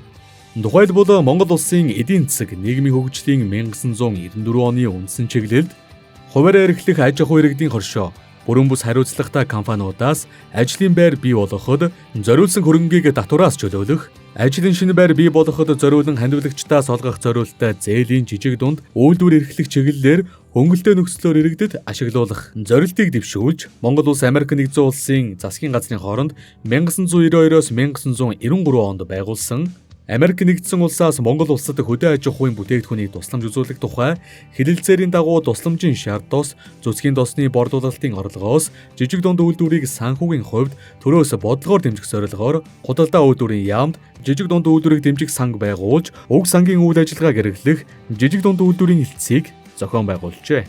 Бүрэн эхийг Монгол улсын төв номын сан, мэдээлэл технологийн үндэсний паркийн шинжилгээ ухааны мэдээллийн сан, оюуны өмчийн газар, Хүмүүнлэгийн ухааны их сургуулийн Эрдэм сургуулийн номон сангуудаас уншно. 2 дугаар бүлэг. Жижиг дунд үйлдвэрийг дэмжих төрийн бодлогын үндэс суурийг бий болгох. Энэ үед жижиг дунд үйлдвэрийг төрөөс дэмжих бодлогын хууль эрхцэн үндсэн баримт бичгүүдийг боловсруулж, баджуулан хэрэгжүүлэх ажлыг эрчимжүүлжээ. Монгол Улсын их хурлын 2004 оны 24 дугаар тогтоолоор баталсан Монгол Улсын засгийн газрын 2004-өөс 2008 оны үйл ажиллагааны хөтөлбөрийн 4-т үйлдвэрлэл хөдөө аж ахуйн үйлчилгээний салбарыг дэмжиж, экспортыг нэмэгдүүлэх хүрээнд жижиг дунд үйлдвэрийг дэмжихэд чиглэсэн үйлдвэрлэл технологийн парк байгуулна. Жижиг дунд үйлдвэр фермерийн аж ахуйг дэмжих зорилгоор жижиг зээлийн үйлчилгээний хүрээг өргөтгөж, үйлдвэрлэлийн тоног төхөөрөмж, хөдөө аж ахуйн техник, төхөөрөмжийг урт хугацаатай, бага хүүтэй зээл, түрээс лизингээр олгох болон төлбөрт үйлчилгээний хэлбэрийг дэмжинэ гэж заасны дагуу жижиг дунд үйлдвэрийн зохион байгуулалт эрх зүйн орчинг бүрдүүлж, хөгжүүлэх ажлыг 2004 оноос төрийн захиргааны холбогдох төв байгуулах эрчимтэй хэрэгжүүлж эхэлсэн гэж үзэх боломжтой юм. Үүнтэй холбогдуулан 2004-өөс 2007 онд жижиг дунд үйлдвэрийн тухай хуулийн төслийг боловсруулж, улсын хуралд өргөн мэдүүлснээр уг хуулийг 2007 оны 7 дугаар сарын 27-нд баталж, жижиг дунд үйлдвэрийн тухай хуулийг хэрэгжүүлэх зарим арга хэмжээний тухай улсын хурлын 52 дугаар тогтоолыг гаргасан нь жижиг дунд үйлдвэрийн эрх зүйн орчинг бий болгох томоохон алхам боллоо. Энэхүү тогтоолоор жижиг дунд үйлдвэрийн асуудал эрхэлсэн засгийн газрын агентлаг байгуулах, үйлдвэрийн худалдааны яам болон төрийн захиргааны холбогдох, бусад төв байгууллагын бүтцэд энэ чиглэлээр ажиллаж байгаа хэлтэс, алба, сан, төслүүдийг дурдсан агентлагийн бүтцэд шилжүүлэх, үүнтэй холбогдуулан холбогдох хууль тогтоомжинд нэмэлт өөрчлөлт оруулах тухай хуулийн төслийг боловсруулж, өргөн мэдүүлэхийг засгийн газарт даалгасан байдаг. Бүрэн эхийг Монгол Улсын төв номын сан, мэдээлэл технологийн үндэсний паркийн шинжилгээ ухааны мэдээллийн сан, оюуны өмчийн газар, Хүмүүнлэгийн ухааны их сургуулийн Эрдэм сургуулийн номын сангуудаас уншно. 3 дугаар уушаат. Жижиг дунд үйлдвэрийг хөгжүүлэх төрийн бодлогыг боловсронгүй болгох, төгөлдршүүлэх уушаат. Энэ уушаатанд жижиг дунд үйлдвэрийн хууль эрх зүйн орчинг боловсронгүй болгох бодлогын хүрээнд жижиг дунд үйлдвэрийн ангиллыг тодорхой болгох чиглэлээр холбогдох хууль тогтоомжинд нэмэлт өөрчлөлт оруулах, уулуурхайн салбарт хэрэгжиж байгаа төслүүдэд үндэсний аж ахуй нэгжүүд давуу ирэхээр бараа ажил үйлчилгээ нийлүүлэх, туслан гүйцэтгэгчээр ажиллахтай холбогдсон эрх зүйн орчинг бүрдүүлэх, үйлдвэрийн кадастр, өртгийн сүлжээ, үйлдвэр технологийн паркийн зохион байгуулалтанд орж байгаад дэмжлэг үзүүлэх, жилийн борлуулалтын орлого нь 1.5 тэрбум төгрөгөөс илүүгүй аж ахуй нэгжүүдэд орлогын албан татварын 90%-ийг буцаан олгохтой холбогдсон эрх зүйн орчинг бий болгох зэрэг чиглэлээр төрийн бодлогыг боловсруулж хэрэгжүүлж байна. Монгол Улсын их хурлын 2012 оны 37 дугаар тогтоолоор баталсан Монгол Улсын засгийн газрын 2012-оос 2016 онд хэрэгжүүлэх үйл ажиллагааны хөтөлбөрт санхүүгийн секторын шинтгэлийг бодит сектор, тухайлбал уулуурхайн бус эдийн засгийн бусад салбар, жижиг дунд бизнесийн өсөлтийг дэмжих, хувийн даатгалын ба хөрөнгө оруулалтын сангууд, хувийн тэтгэврийн сангийн болон зээлийн батлан даалтын тогтолцоог хэрэгжүүлэх чиглэлээр орчин үеийн санхүүгийн зах зээлийн өрсөлдөөнд орчныг бий болгох чиглүүлэхээр заасан. Энэ заалтыг үндэс суурь болгон жижиг дунд үйлдвэрийг хөгжүүлэх, ажлын байр нэмэгдүүлэх, зарим арга хэмжээний тухай засгийн газрын 2014 оны 176 дугаар тогтоол гарснаар экспортыг дэмжих, импортыг орлох дотоодын үйлдвэрлэл болон 2 тэрбум төгрөгөөс илүүгүй санхүүжилт хүссэн төслийн их үүсвэрт шаардлагадах 100 тэрбум төгрөгийг засгийн газрын үнэт цаасыг арилжааж бүрдүүлсэн хөрөнгөөс жижиг дунд үйлдвэрийг хөгжүүлэх санд байршуулан олгож байхаар болсон байна. Ингэхдээ хүссэн төслийг санхүүжүүлэх ажлыг холбогдох хууль тогтоомж болон жижиг дунд үйлдвэрийг дэмжих зорилгоор хөнгөлөлтэй зээл олгох журмын дагуу зохион байгуулж санхүүжилтийн их үүсвэрийг зарцуулалтын зээлийн хүүг жилийн 7%-аар тооцож олгосон зээлийн хүүгийн зөрүү 2%-ийг жижиг дунд үйлдвэрийг хөгжүүлэх сангийн эргэн төлөвлөлтөөр санхүүжүүлэх арга хэмжээ авахыг холбогдох яамдад даалгажээ. Засгийн газрын энэхүү шийдвэрийн жижиг дунд үйлдвэр эрхлэгчдэд нэмэн үрдэг шингэсэн экспортыг дэмжих, импортыг орлох, дотоодын үйлдвэрлэлийн үйл ажиллагаа явуулах сонирхол бий болгож, урт хугацаанд орлоготой, ашигтай бизнес эрхлэх санхүүгийн таата нөхцөлийг төрөөс бодлохоор бүрдүүлсэн. Харин засгийн газрын тухай хуульд өөрчлөлт орсонтой холбогдуулан жижиг дунд үйлдвэрийг хөгжүүлэх сан 2012 оны 8 дугаар сарын 16-ны өдрөөс хөдөлмөрийн яамны харьяан шилжиж үйл ажиллагаа явуулах болсон байна. Үүний дараа засгийн газрын тухай хуульд дахин өөрчлөлт орсонтой холбогдуулан жижиг дунд үйлдвэрийг хөгжүүлэх санг 2014 оны 12 дугаар сарын 15-ны өдрөөс аж үйлдвэрийн яамны харьяанд шилжүүлжээ. Бүрэн эхийг Монгол Улсын төв номын сан, мэдээлэл технологийн үндэсний паркын шинжилгээ ухааны мэдээллийн сан, оюуны өмчийн газар, Хөмөлгийн ухааны их сургуулийн Эрдэм сургуулийн номын сангуудаас уншно.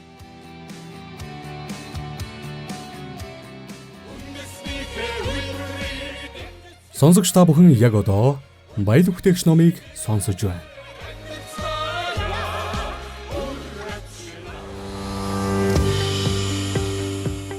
Хоёрдугаар бүлэг.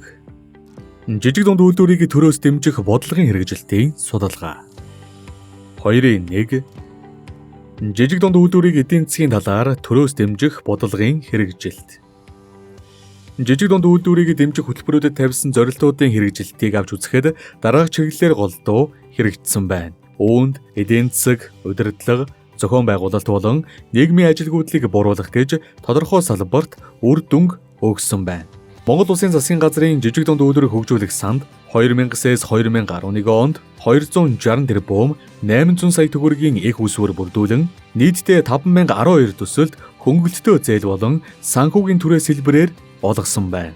Жижиг дунд үйлдвэрийг хөгжүүлэх сангаас 2006-аас 2008 онуудад 451 төсөлд 4 тэрбум 600 сая, 2019, 2010 онд 89 тэрбум 590 сая төгрөгийн зээлийг жижиг дунд үйлдвэрлэл эрхлэгчдэд олгосны үр дүнд 2009 онд 2946 ажлын байр, 2010 онд 5808 ажлын байр шинээр бий болсон байна. 2000-с 2010 онд олгосон зээлд 3051 аж ахуй нэгж хамрагдаж 1023 үйлдвэр шинээр бий болж 1919 үйлдвэр техник технологи шинжилж үйл ажиллагаагаа өргөтгчээ. Мөн 2012 онд 50 тэрбум, 2013 онд 100 тэрбум, 2014 онд 70 тэрбум төгрөгийн хөрөнгө оруулалтыг хийсэн. Орон нутагт аж ахуйн үйл ажиллагаа тогтворжин, ажлын байр нэмэгдэж, орон нутгийн хэрэгцээний бүтээгдэхүүнийг үйлдвэрлэн өртөг буурах нөхцөл бүрэлдсэн байна. Улсын хурлаас 2008 онд баталсан гайлын тариф, гайлын татврын тухай Монгол Улсын хуульд гайлын үнийг тодорхойлох аргыг тодорхой тусгаснаар жижиг дунд үйлдвэрт импортоор орж ирж байгаа тоног төхөөрөмж, машин механизмын гайлын татварыг бодитойгоор тогтоох нөхцөлийг бүрдүүлсэн байна. 2009 онд жижиг дунд үйлдвэрийн тоног төхөөрөмж сэлбэг хэрэгслийг 3 жилийн хугацаатай татвараас чөлөөлөх тухай хуулийн төслийг боловсруулж улсын хурлаар батлуулсан нь жижиг дунд үйлдвэрлэлийн хөгжилд чухал нөлөө үзүүлсэн гэж үзэж байна. 2000-с 2012 онд 3145 аж ахуй нэгж, иргэний 194 тэрбум 200 сая төгрөгийн өртөг бүхий тоног төхөөрөмжөнд 30 тэрбум 100 сая төгрөгийн татварын хөнгөлөлт үзүүлжээ. 2000 онд нэмэгдсэн өртгийн албан татвараас чөлөөлөх тухай, гайлын албан татвараас чөлөөлөх тухай хуулиудыг гаргасан.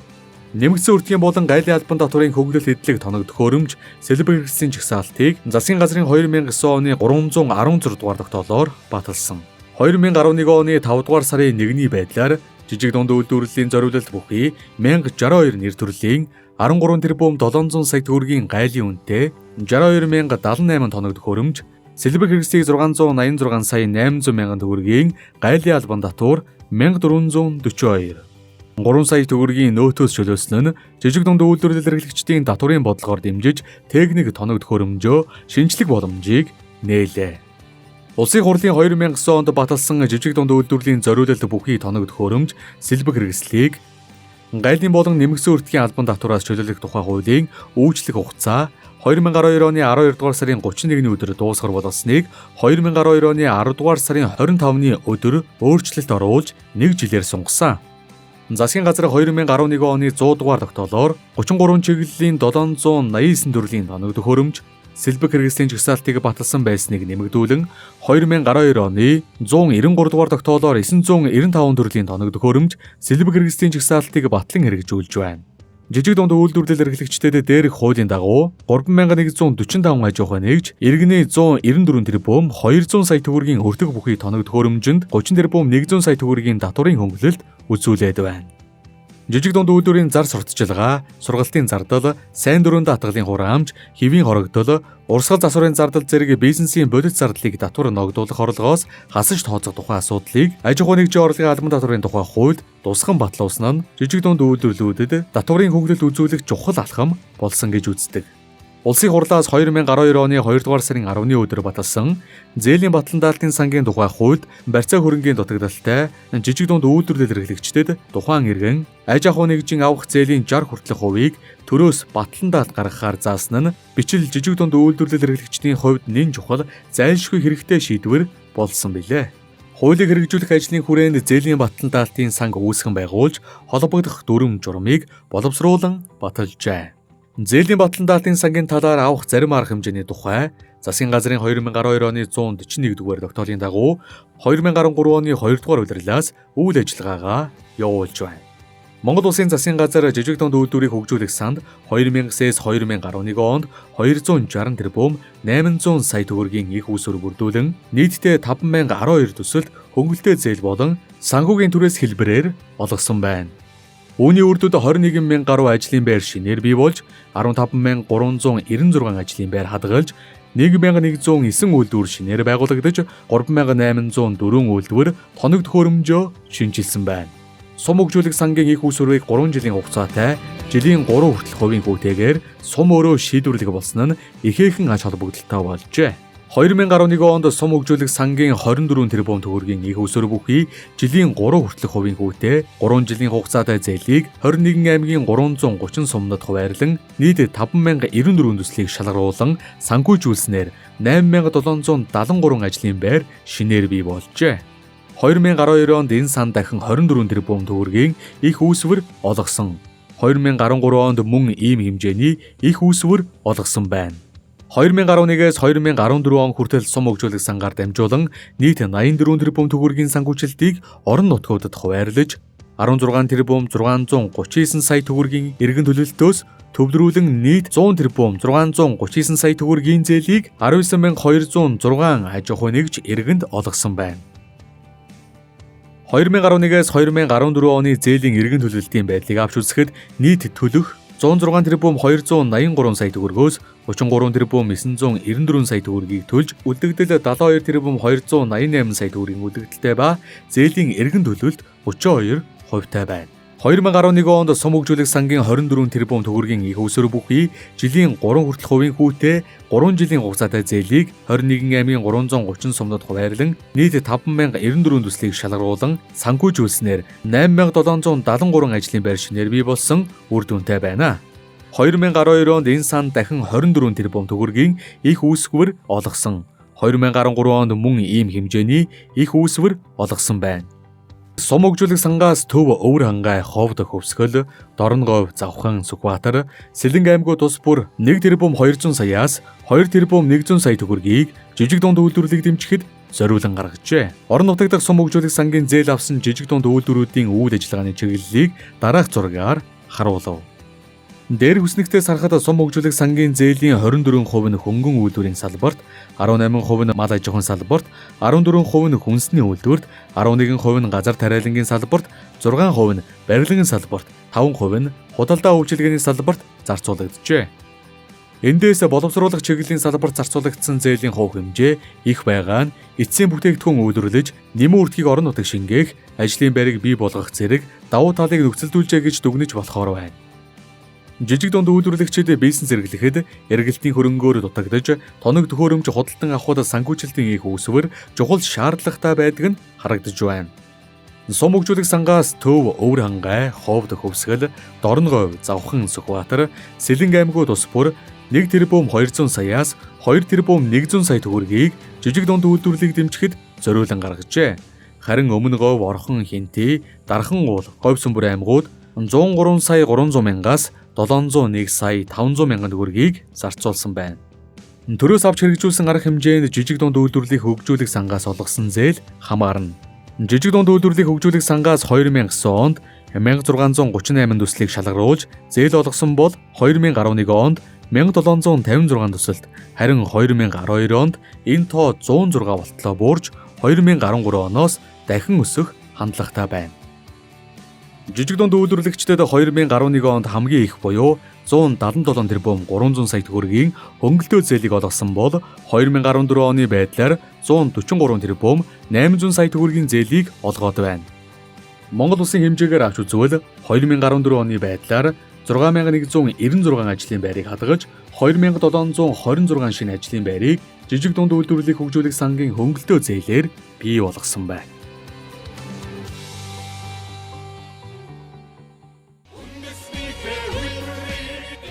Сонсогч та бүхэн яг одоо баялаг бүтээгч номыг сонсож байна.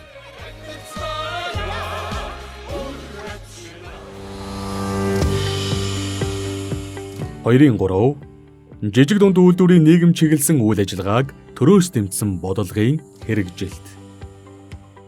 2013 оны байдлаар бизнес регистрийн санд бүртгэлтэй үйл ажиллагаа явуулж байгаа аж ахуй нэгжийн 74.5%-ийг дотоодын нийт бүтээгдэхүүний 54%-ийг жижиг дунд үйлдвэр тус эзэлж байна гэсэн албан бус мэдээлэл байна. Жижиг дунд үйлдвэрийг дэмжих зорилгоор 2009 онд 41 тэрбум 190 сая төгрөг, 2010 онд 48 тэрбум 400 сая төгрөгийн зээл олгосноор 2009 онд 5946, 2010 онд 5808 ажлын байр шинээр бий болжээ. Жижиг дунд үйлдвэрийг дэмжих санхүүгийн их усүртэй болсноор орон нутагта жижиг дунд үйлдвэр хөгжүүлэх бодлого хэрэгжүүлэх нөхцөл бүрдэж байна. 2010 оны жилийн эцсийн байдлаар бизнес регистрийн санд бүртгэлтэй үйл ажиллагаа явуулж 40921 аж ахуй нэгжийн 97.1%-ийг 50 хүртэл ажилчтай аж ахуй нэгж эзэлж байжээ. Үндэсний татварын ерөнхий газрын мэдээгээр энэ үед 1-ээс 50 сая хүртэлх төгрөгийн борлуулалтын орлоготой аж ахуй нэгж ихэнх хувийг эзэлж байгаагаас харахад жижиг дунд үйлдвэрлэл эрхлэгчдийн тоо хэмжээ их байгаа боловч санхүүгийн хувьд хангалтгүй тэдэнд төрөөс үзүүлэх дэмжлэгийг нэмэгдүүлэх шаардлагатайг харуулж байна. Сум хөгжүүлэх сангийн зээлээр хамгийн их зээл олгосон Өвөр хангай аймагт 594 шинэ ажлын байр бий болсон бол Төв аймагт 218, Ховд аймагт 261, Хөвсгөл аймагт 217, Дорногов аймагт 170, Завхан аймагт 279 шинэ ажлын байр тус бий болжээ. Зөвхөн шинээр бий болгосон ажлын байрнаас гадна урд байсан ажлын байрыг хадгалж үлдэх нь орон нутагт дахь иргэдийн амжиргаа, ядуурлыг буруулахад чухал нөлөөтэй байдаг. Урд байсан ажлын байрыг хадгалж үлдсэн байдлыг статистик тоо баримтанд тулгуурлан судалбал Завхан аймагт 202, Ховд аймагт 195, Булган аймагт 194 ажлын байрыг хадгалж үлдэж чадсан бол Говь сүмбэр аймагт 18, Увс аймагт 28, Сэлэнг аймагт 22, Дорнод аймагт 30 ажлын байрыг хадгалж үлдэхэд сум хөгжүүлэх сангийн зээл нөлөөлсөн гэж үзэж болно. Монгол улсын төрөөс жижиг дунд үйлдвэрийг дэмжих талаар баримтлах бодлого үндсэн чиглэлийг тодорхойлсны дагуу үе үеийн засгийн газраас тодорхой арга хэмжээнүүдийг авч хэрэгжүүлж иржээ. Өнөөдрийн байдлаар 50 хүртэл ажилтан нартай аж ахуй нэгж улсын бүртгэлтэй нийт аж ахуй нэгжийн 97.1%-ийг эзэлж байна. Улсын бүртгэл бүртгүүлсэн аж ахуй нэгжийн 66.5% нь Улаанбаатар хотод, 33.5% нь орон нутагт үйл ажиллагаа явуулж байгаагаас 4.2% нь хөдөө аж ахуйн салбарт, 13.2% нь уулуурхай, боловсруулах аж үйлдвэрийн салбарт, 82.6% нь худалдаа үйлчилгээний салбарт байна. 21 аймагт нийт 200 мянган гишүүнчлэлтэй 2446 хоршоо үйл ажиллагаа явуулж байгаа бөгөөд 60 гаруй мянган хүн байнгын ажлын байраар хангагдж байгаа тоон дүнтэй байна. Ахуйн үйлчилгээний салбарт 60 гаруй мянган хүн ажиллаж 120 гаруй нэр төрлийн үйлчилгээ үзүүлж нийгэм эдийн засагт тодорхой байр суурь эзэлж байна. Хөдөлмөр эрхлэлтийг дэмжих сангийн их усрыг нэмэгдүүлэх, үйл ажиллагааны менежментийг сайжруулах, тус ангаас үзүүлэх жижиг зээл, зээлийн батлан даалт, санхүүгийн дэмжлэг үзүүлэх нөхцөл, шалгуурыг уян гатан болгох хэрэгцээ, шаардлага өнөөгийн нөхцөл хурцаар тавигдж байна. Хөдөлмөр эрхлэлтийг дэмжих сан болон жижиг дунд үйлдвэрийг хөгжүүлэх сангийн зээлийн хүү зөрүүтэйгээс жижиг дунд үйлдвэрийн хөгжлийг дэмжихэд чиглэсэн хөтөлбөрүүдийн агуулгын зөрчил бий болж жижиг дунд үйлдвэрлэлд сөрөг нөлөө үзүүлэх хүндрэл бэрхшээл гарч байгааг төрийн захиргааны төв байгууллагууд анхаарч холбогдох хууль тогтоомжинд нэмэлт өөрчлөлт оруулах замаар агуулгын хувьд нийгмөр ойлголтоо болгож шийдвэрлэх шаардлагатай байна. Эхлэл төдий бизнесийн үйл ажиллагааг дэмжих улмаар төсвийн бүрдүүлэлт нийгмийн даатгал талаас эдгээр аж ахуй нэгжүүдийн нийгмийн хариуцлагыг дээшлүүлэх, жижиг дунд үйлдвэрт шилжүүлэх, хөдөлмөр эрхлэлтийг дэмжих үйлчилгээ нь иргэнээс ажил олгогч, аж ахуйн зохион байгуулалтыг дэмжихэд шилжиж, албан бус хөдөлмөр эрхлэлтийг албан салбар шилжүүлэх, жижиг дунд аж ахуй нэгжийн төлөвшөх сонирхлыг өдөөх, хөдөлмөр эрхлэлтийг дэмжих үйлчилгээ нь эдийн засгийн хүндрлийн үед бичил үйлдвэрлэл, үйлчилгээ эрхлэгчдийн ажлын байрыг тогтвортой хадгалах, орлогын баталгаа хангах, жижиг дунд үйлдвэрийн тухай болон хөдөлмөр эрхлэлтийг дэмжих тухай хуулиудын хүрээнд үзүүлж байгаа үйлчилгээний зааг ялгааг тодорхой болгож, эдгээр хуулиудын уялдаа, зохицуулалтыг сайжруулах, тэдгээрээс иргэд аж ахуй нэгжид үзүүлж байгаа төрийн үйлчилгээний хүртээмж нэмэгдүүлэх, бизнес эрхлэхэд тулгамддаг гол асуудал болох жижиг зээлийн хүртээмж, батлан даалтын нөхцөлийг уян хатан болгох нь нэн шаардлагатай байгаа билээ.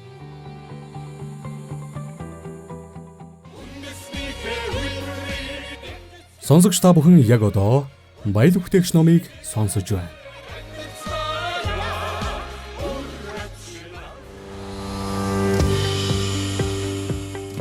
3 дугаар бүлэг. Жижиг дунд үйлдвэрийг хөгжүүлэхэд тулгарч буй асуудлууд түүнийг шийдвэрлэх нь. 3.2.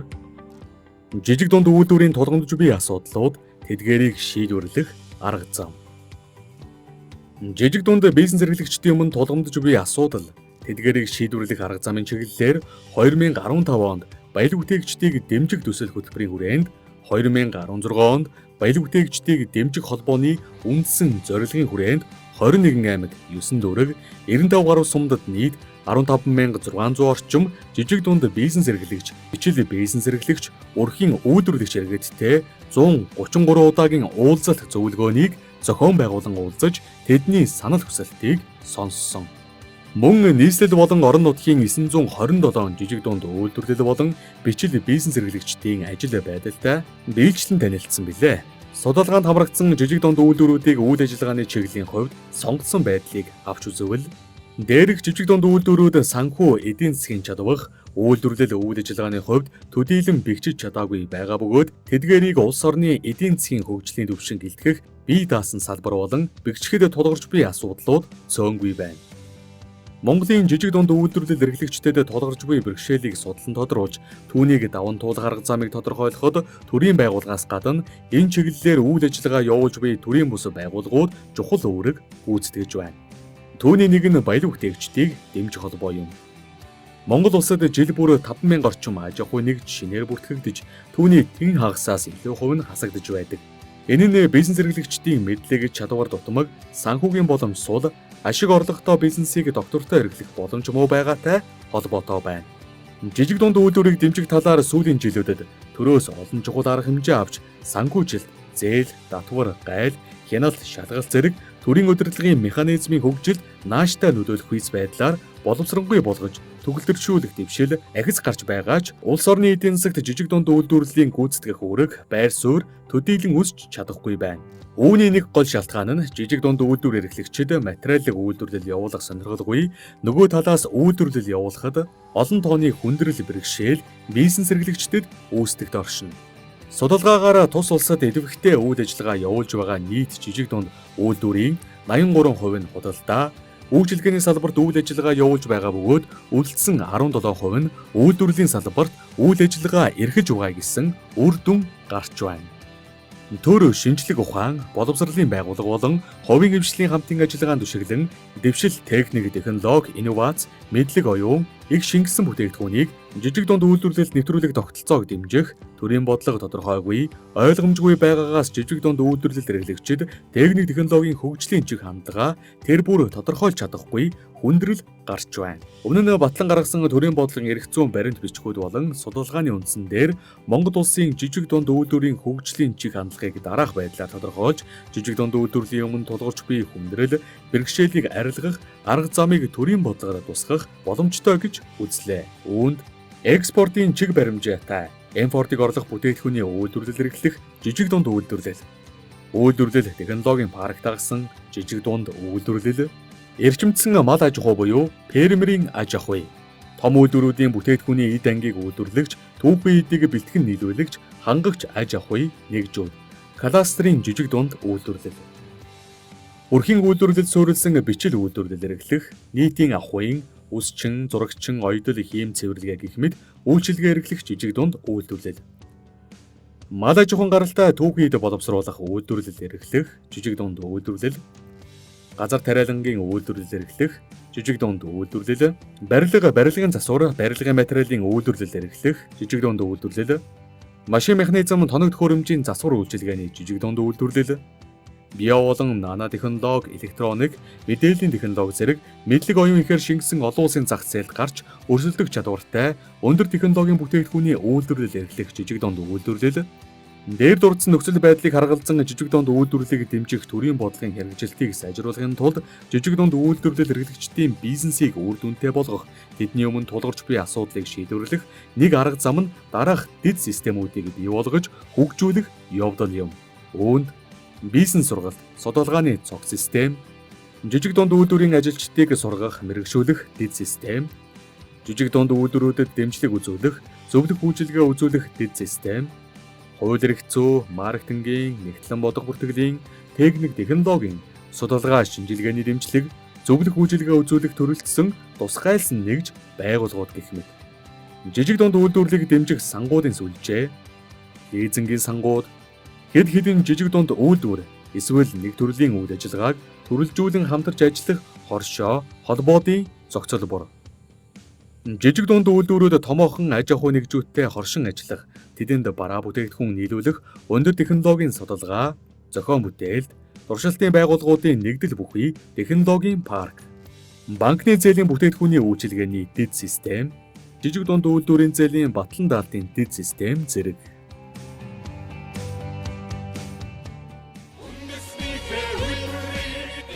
Сонсогч та бүхэн яг одоо баялаг бүтээгч номыг сонсож байна.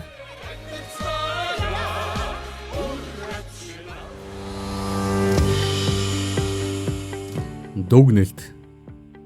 Бид Монгол улсын жижиг дунд үйлдвэрийг төрөөс дэмжих бодлогын хэрэгжилтийг судлаад дараах дүгнэлтэнд хүрлээ. Үүнд мэдлэг мэдээллийн эрчимтэй хөгжлийн өнөөгийн нөхцөлд жижиг дунд үйлдвэрийн үүрэг, эзлэх байр суурь, улам бүр өсөх хандлагатай болж жижиг дунд үйлдвэрийг хөгжүүлэх бүх төрлийн дэмжлэг чухал. Үүнтэй холбогдуулан олон улсад жижиг дунд үйлдвэрийг төрийн бодлогоор дэмждэг дуршлаг, сургамжийг судалж, өөрийн орны нөхцөл тохируулан нэвтрүүлж, нутагшуулах шаардлагатай гэсэн дүгнэлтэнд хүрэв. Монгол улсад жижиг дунд үйлдвэрийг дэмжих төрийн бодлогын хөгжлийн үе шатууд. Эхний үе, бэлтгэл үе шат 1992-оос 2004 он. Жижиг дунд үйлдвэрлэлийг хөгжүүлэх төрийн бодлогыг боловсронгуй болгох, төвлөршүүлэх үе шат 2012-оос 2016 он гэж үечлэн судаллаа. Эхний үе шатанд чөлөө зах зээлийн нийгэмд шилжин жижиг дунд үйлдвэрийн салбарууд бий болж, хуваарай хөдөлмөр эрхлэгчдийн тоо нэмэгдэж, тэднийг төрийн бодлогоор дэмжих анхны алхмууд хийгдсэн. Төрөөс санхүүгийн бага хэмжээний зээл олгож, санхүүжилтийн их усүрийг гадаадын тусламж дэмжлэгээс бий болгосон. Жижиг дунд үйлдвэрийн сан, жижиг дунд үйлдвэрийн хилцээг байгуулж, төрөөс дэмжснээр эерэг үр дагавар гарч эхэлсэн гэж үзэж болно. Хоёрдугаар үе шат 2004-өөс 2012 онд. Жижиг дунд үйлдвэрийг хөгжүүлэхэд чиглэсэн хууль эрх зүйн орчинг бүрдүүлэхэд төрөөс анхаарсны үр дүнд жижиг дунд үйлдвэрийн тухай хууль батлагдан үндэсний үйлдвэрлэлийг дэмжих зарим арга хэмжээний тухай, аж үйлдвэрийг сэргээн хөгжүүлэх талаар авах арга хэмжээний тухай, засгийн газрын тогтоол гэх мэт бодлогын бичиг баримт гарснаар жижиг дунд үйлдвэрийн үйл ажиллагаанд зарим нааштай үр дүн гарсан гэж дүгнэхэд болох юм. 3 дугаар үе шат 2012-оос 2016 онд. Жижиг дунд үйлдвэрлэлийн хууль эрх зүйн орчинг боловсронгуй болгох, бодлогын хүрээнд ангиллыг тодорхой болгох чиглэлээр холбогдох хууль тогтоомжинд нэмэлт өөрчлөлт оруулах, уул уурхайн салбарт хэрэгжиж байгаа төслүүдэд үндэсний аж ахуй нэгжүүд давуу ирэхээр бараа ажил үйлчилгээ нийлүүлэх, туслан гүйцэтгэгчээр ажиллахтай холбогдсон эрх зүйн орчинг бүрдүүлэх, үйлдвэрийн кластер, өртгийн сүлжээ, үйлдвэр технологийн паркын зохион байгуулалтанд орж байгаа дэмжлэг үзүүлэх, Жилийн борлуулалтын орлого нь 1 тэрбум 500 сая төгрөгөөс илүүгүй аж ахуйн, орлогын албан татварын 90%-ийг буцаан олгохтой холбогдсон эрх зүйн орчинг бий болгох зэрэг чиглэлээр төрийн бодлогыг боловсруулж, хэрэгжүүлсэн эрх зүйн таатай орчин бүрдэж хөгжлийн шинэ үедээ орсон гэж дүгнэх боломжтой. Жижиг дунд үйлдвэрийг хөгжүүлэх чиглэлийг 1990-с 2016 онуудад төрийн дэмжсэн санхүү, эдийн засаг, удирдлага зохион байгуулалт, нийгэмд хандсан чиглэлд нөлөөлсөн байна. Жижиг дунд үйлдвэрийг дэмжих талаар сүүлийн жилүүдэд төрөөс чухал олон арга хэмжээ авч санхүүжилт, зээл, татвар, гайл, хяналт шалгалт зэрэг төрийн удирдлагын механизмыг жижиг дунд үйлдвэрийн хөгжилд нааштай нөлөөлөх хэс байдлаар боловсронгүй болгож төгөлдршүүлэх дэвшил агц гарч байгаач улс орны эдийн засагт жижиг дунд үйлдвэрийн гүйцэтгэх үүрэг байр суурь төлөөлөн өсч чадахгүй байгаа юм. Үүний нэг гол шалтгаан нь жижиг дунд үйлдвэр эрхлэгчид материаллык үйлдвэрлэл явуулах сонирхолгүй, нөгөө талаас үйлдвэрлэл явуулахад олон тооны хүндрэл бэрхшээл бизнес эрхлэгчдэд үүсдэгт оршино. Судалгаагаар Монгол улсад идэвхтэй үйл ажиллагаа явуулж байгаа нийт жижиг дунд үйлдвэрийн санхүүгийн хүйсвэрийн 40.2%-ийг эргэлтийн хөрөнгө худалдан авахад 32.9%-ийг одоогийн үйл ажиллагааны цар хүрээгээ өргөгдөхөд 23%-ийг машин тоног төхөөрөмж худалдан авахад 3.9%-ийг шинээр байшин барилга худалдан авах, эсвэл байшин барилгыг өргөгдөхөх, сэргээн засварлахад зарцуулдаг гэсэн дүгнэлт гарсан. Харин ажилчдыг сургах, жижиг дунд үйлдвэрийн үйл ажиллагааг боловсронгүй болгох, судалгааны ажилд зориулсан зардал гаргаагүй байна. Эндээс ихэнх жижиг дунд үйлдвэр эрхлэгчдийн бизнесийн үйл ажиллагаа зохион байгуулах болон удирдах мэргэжил чадвар хангалтгүй байна гэж үзэж болох юм. Энэ байдал жижиг дунд үйлдвэрийн хөгжилд сөрөг нөлөө үзүүлж байгаа нэг үндсэн шалтгаан болж байна. Жижиг дунд үйлдвэрийн хөгжлийг дэмжих төрийн бодлогыг оновчтой болгох үүднээс юуны өмнө жижиг дунд үйлдвэрийн хүний хүчин зүйлийн эерэг нөлөөллийг хөгжүүлэх, эхний ээлжинд жижиг дунд үйлдвэр эрхлэгчдийн бизнесийн үйл ажиллагаа зохион байгуулах болон удирдах мэргэжил чадвархыг дээшлүүлэх, дэмжлэгийг төрийн болон төрийн бус байгууллага, сургалт, судалгаа, шинжлэх ухааны байгууллага, эрдэмтэд, мэргэжилтнүүдийн идэвхтэй оролцоотойгоор төр хувийн хэвшлийн түншлийн үндсэн дээр бий болгох цогц арга хэмжээ авах шаардлагатай гэж үзлээ. Үүний тулд Монгол улсын жижиг дунд үйлдвэрлэлийн хөгжлийн чиг хандлагыг тодорхойлж, түүнд тохирсон дээр дурдсан чиглэлийн бодлогыг дараагийн үе шатанд хэрэгжүүлбэл зохих үр дүнгээ өгөх юм.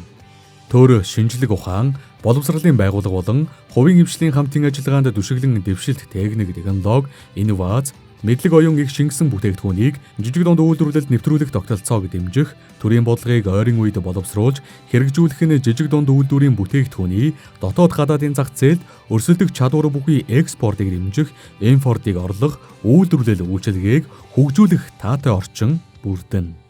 Монгол улсад жижиг дунд үйлдвэрүүдийн бүтээгдэхүүнд шингээсэн оюуны бүтээлийг патентжуулах, бүтээгдэхүүнийг чанарын хувьд сертификатжуулахтай холбоотой шинжилгээ, судалгааны ажил гүйцэтгэх үүрэгтэй шинжээчдийн хэсэг байгуулах явдал нэн чухал бөгөөд үүнтэй холбоотой зардлын асуудлыг хамттан шийдвэрлэх шаардлагатай байна.